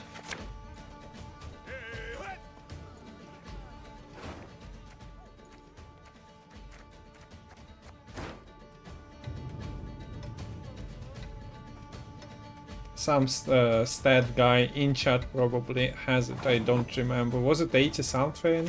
Lemon maybe? Maybe knows as well. Should be 16 on 49 to miss, I think. What's that? That'll be about 32-ish%. Which, oh God, it's too late to do. Okay, I'm maths, sorry. but I think it's about a 1 in 3 chance to actually miss them both. Wait, is it that great of a chance? Which, that sounds bad, right? For some reason I assumed it to be a bit higher, but yeah, maybe I misremember with something else. And okay, there we go. The passive lore first scenario slammed round 1, but there is another scenario coming later on, so let's see. The Sliced Actress is buffing for each unit you play when not bonded, but well, Renfrew deck kinda has 25 units, so you're not dodging that. You can try to answer them, but you don't really have control tools. There is lock, but lock is not even breaking the bonded, just turns one of them off. The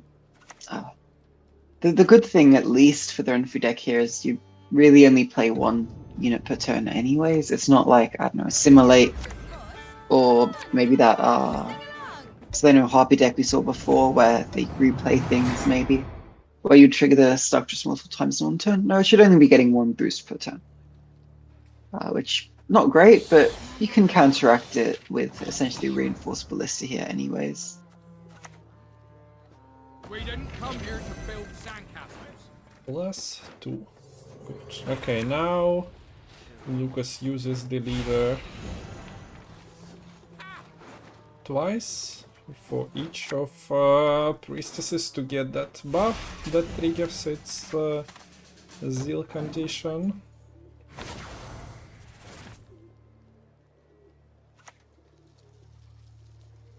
Well, Plahunidze is just jamming engines, 4 of them on the board now. And this is what worries me for this priestess list, because Harmony probably had the lowest ceiling of the 3 decks that Knudse had to play. And now you're against a deck, okay, yes, this lot can help deal with the Bincy, but you're still against 3 engines on board. And in a situation like this is when the Snowdrop needs to go through. If the Snowdrop gets answered by a double poison, I believe poisons are in play in this list, then it could be a bit problematic here. Yeah, there's double Fist Tech Trafficker and a single Fist Tech, which, yeah, poisoning the Snowdrop is often around 1 win condition in this kind of I mean, we just seen the Redanian Secret Service, so it's slightly harder. That is, yes, that is true. So yeah, maybe not really a win condition anymore. Forget about that. But we'll see. Yeah. But the engines are... Matol, Keeping up. Matol, this is confusing. Lucas has the thing that pulls the siege tower, that pulls the Redanian, but maybe in this situation you'll wait for the poison actually to thin for you. And then Klonitsa can decide that I won't trigger that. I guess Derriger is actually good, as in you can lock your own unit and trigger it if you don't have the Vitality tower anymore. Look, the thing is, okay, we've seen a lot of the Peaches, a lot of the Seductresses coming out now. I think we need some more engine potential to really take this round. Because the thing is, this Priestess deck, it never really runs out of semi-decent point slam here. And there we are.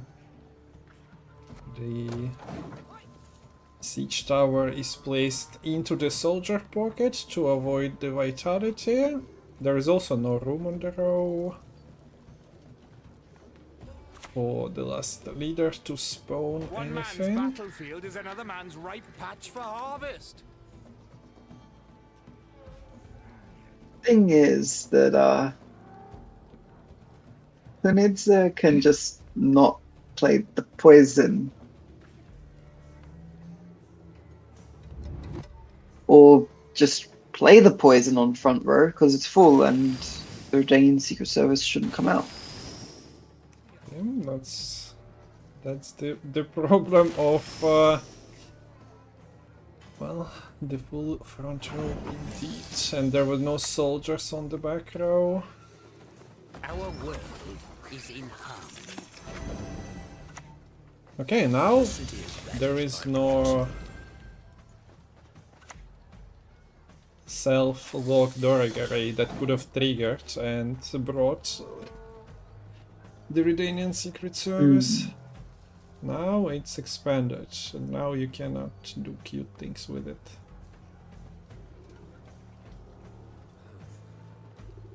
Ah wait, Radovid was on the board already, sorry. Then, yeah. See, he is kind of frozen, so I didn't count him. Some of the Rogue Mage borders go a bit too hard, but people do enjoy them, so I've seen all 4 of them being utilized. For my liking, yeah, I'm using the most neutral one in my opinion, but there is one with fire and one with frost on it. Yeah, I tried them as well a little bit myself, but then I decided I kind of just like the card arts themselves, and I found it obscured a little bit much for my tastes. Wait, where are my gloves? So yeah, engines growing, but as we experienced before, if Snowdrop sticks, as you said, if other engines are allowed to like bring you a few more points, especially if there was also like Onager and And maybe, yeah, one of the siege engines on the board. Like, this priestess has 100 points in 8 cards easily. And that's without the Sunset Wanderer coming out, usually. Mm. So, yeah, the Sliced Actresses grew, but Snowdrop grew twice as big in that time.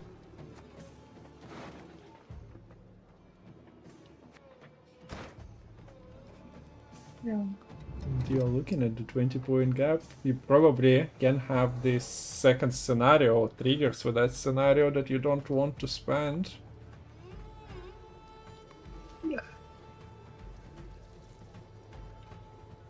I think if Cash loses the round 1, I probably is just game over.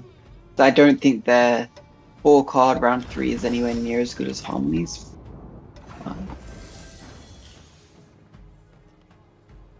And I don't think they'll be able to get that card advantage if they were bled into round 2. But you definitely, if you play this deep, at minimum you need to get this Wanderers out.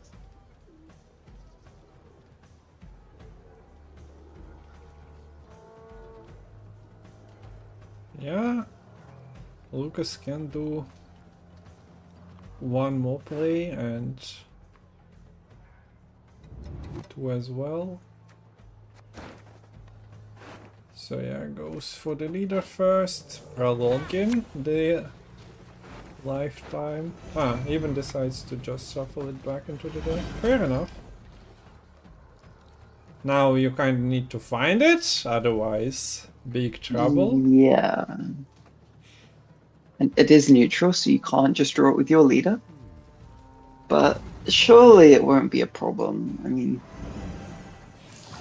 Well, if this deck loses somehow, outside of just being outpointed, it's, yeah, Renfrey we've seen. Now Sunset going back into the deck is another recipe for disaster waiting to happen. Let's see how... there it is. It even brought Renfrey to hand, another neutral that you cannot fish for. So yes, that's some pretty good finds there. There's still the problem of the Danian Secret Service. That is a problem for not Matol, for Lucas. Feel it. We'll see the push.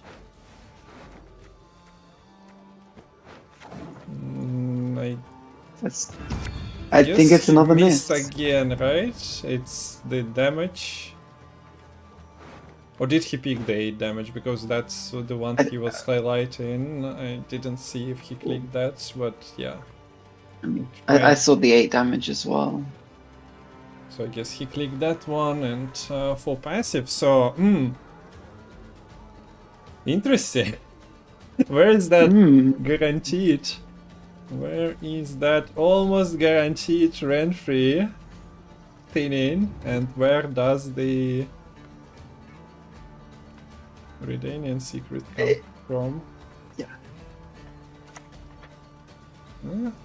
Okay. Mission accomplished. Yeah, if my napkin maths is accurate, you have without the Rune Mage, you have a 33% chance of missing the Thin. Whereas if you did play Rune Mage, the chance of missing the Thin is only like 8%.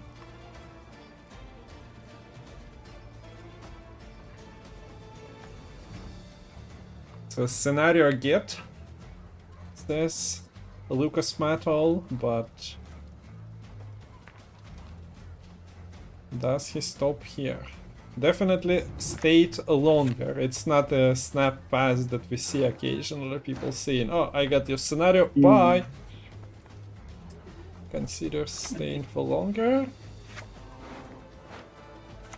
Yeah, you can play both Mentors and maybe even draw something else playable, but it's going to be another game where the Roach is a bit questionable if this Secret Service isn't dealt with.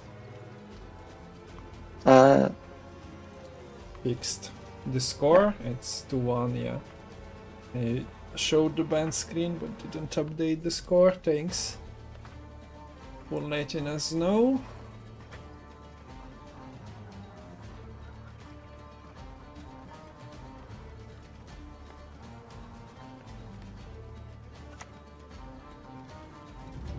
Okay, so gets the components of the second scenario, which is nice for Lucas. As that's This crew. That's quite a big thing to get out. This crew ain't bad even in a round 3 just by themselves at 12 points, but yeah, but they're particularly impactful with this scenario, of course. Now, I do not think that Lucas can get the card back now, but I think that's to be expected. well, Passes after one mental. well, Oh yeah, I guess you need the other mental to hand phase. Back home. he got his card back. He's happy man. The leader passive coming in clutch once more. Now he still has an extra card or two in his deck, which is Yeah. not what you. There is a slight chance of oh, there he is. A disaster happening. Did not happen. Roche is here. Yeah, no Renfrey thing, no Secret Service out. Means So- that could be missing a whole lot here. Klonitsa might be aware, but I need to look at the deck. We're definitely seeing infusions from Gudrun, but that's gone now. Is there anything else that infuses outside of poisons that give status?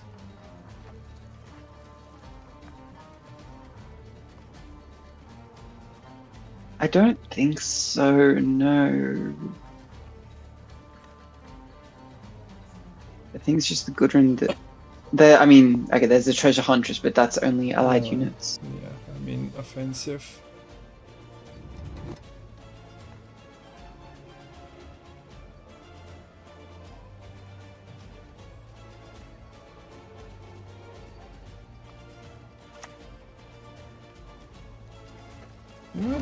Truffle is decent points. It's an engine, and I click later on. Not exactly sure what Ruffle else. feels... Yeah, it's alright here, but... What else is I left don't in the know. deck? I just don't want to click away from the game and mess things up. Is there any other? Cash... Well, we saw the Bincy, we saw... there's Novograd I don't think we've seen yet. Yeah, didn't happen. Treasure Huntress, it's a bit short for them to be any good. Guys, Energix just minutes ago said that Renfrew Priestess is one of the best decks available, and now we are going for, oh, this is one of the worst decks. You guys need to like team up and decide to make a balance council about each deck on the list.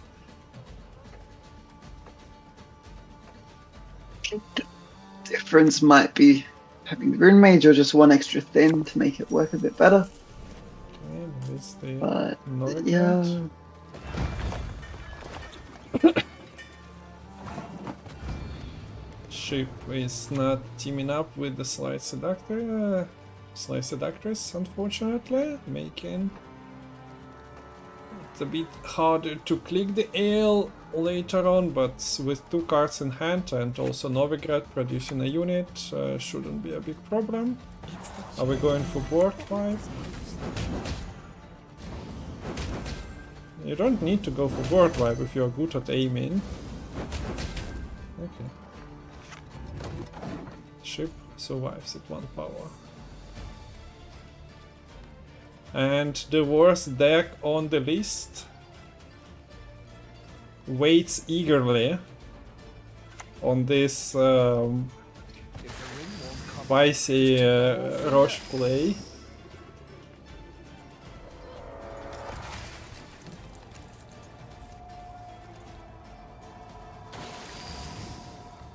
Pop, pop, pop. I would assume that, yeah, this is Novigrad click.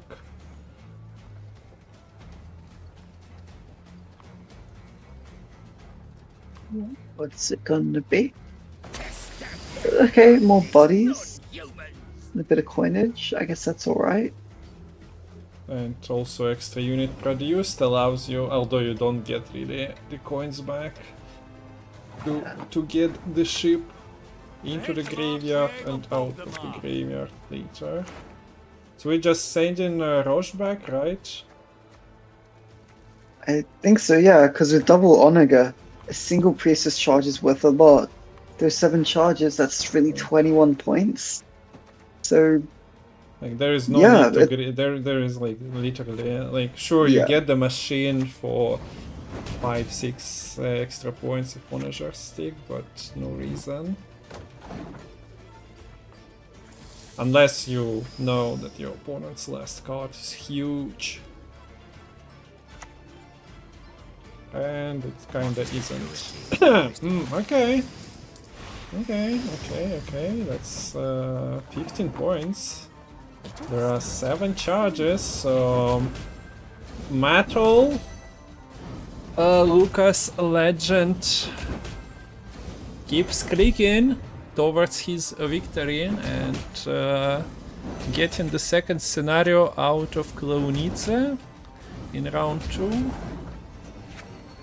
Yeah, wins with double the points, so GG's, and it's 3-1. So the series that was in the limbo for a little bit now is finished on a new account, but still. The damage card looks busted. It released, that's what? What was the provision? Chat, remind me, what was the provision of Onager on release? GG Matol, well done. Not 4 provisions, 4 provisions. Tell me more. Now it's 6 provisions for a reason. Yeah, on release in November of 20. No, November. No. Oh, why dates like It this? was What's the April 7th or month? May, I guess. Okay, it was May, summer, July June, then. July. July released at 4 provisions. The very next month, it got put up to 5 provisions, and then January of the next year, 6 provisions. And people said Onager was bad on release. I mean, Well, that would have been Val's class. overall, Priestess deck changed because things were not as simple at the beginning, if I recall correctly. Like, you can do stuff, but some of the, like, I'm talking Mutagenerator Priestess, for example, that was played at some time. The provisions there were shuffled. Who announced the Onager? No idea. I know that I announced the Griffin Mentor, which is part of the Militale and Priestess, so kinda sneaky connection there. But okay, GG's, and now we are moving to another channel because our job here is done. Just to check, Andy, have you finished your games? How did it go? If you are still in chat, I didn't have time to check on the other tournament.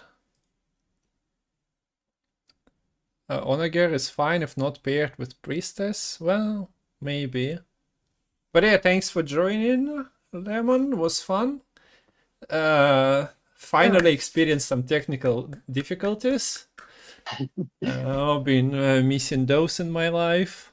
In Gwent casting, and now let's check if Lilith is alive.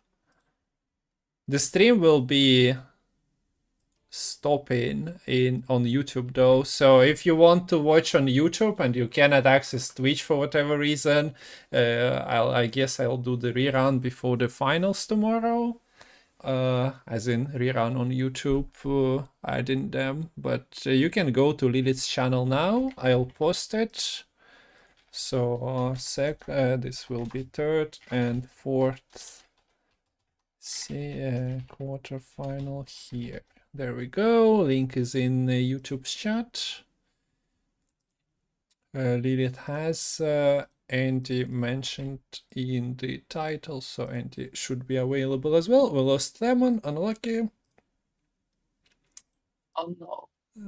But I don't know if anyone wants to tell me how to stop the Discord when not in priority losing the picture. Let me know. I kind of didn't manage to find it, but I also spent like 3 minutes on it.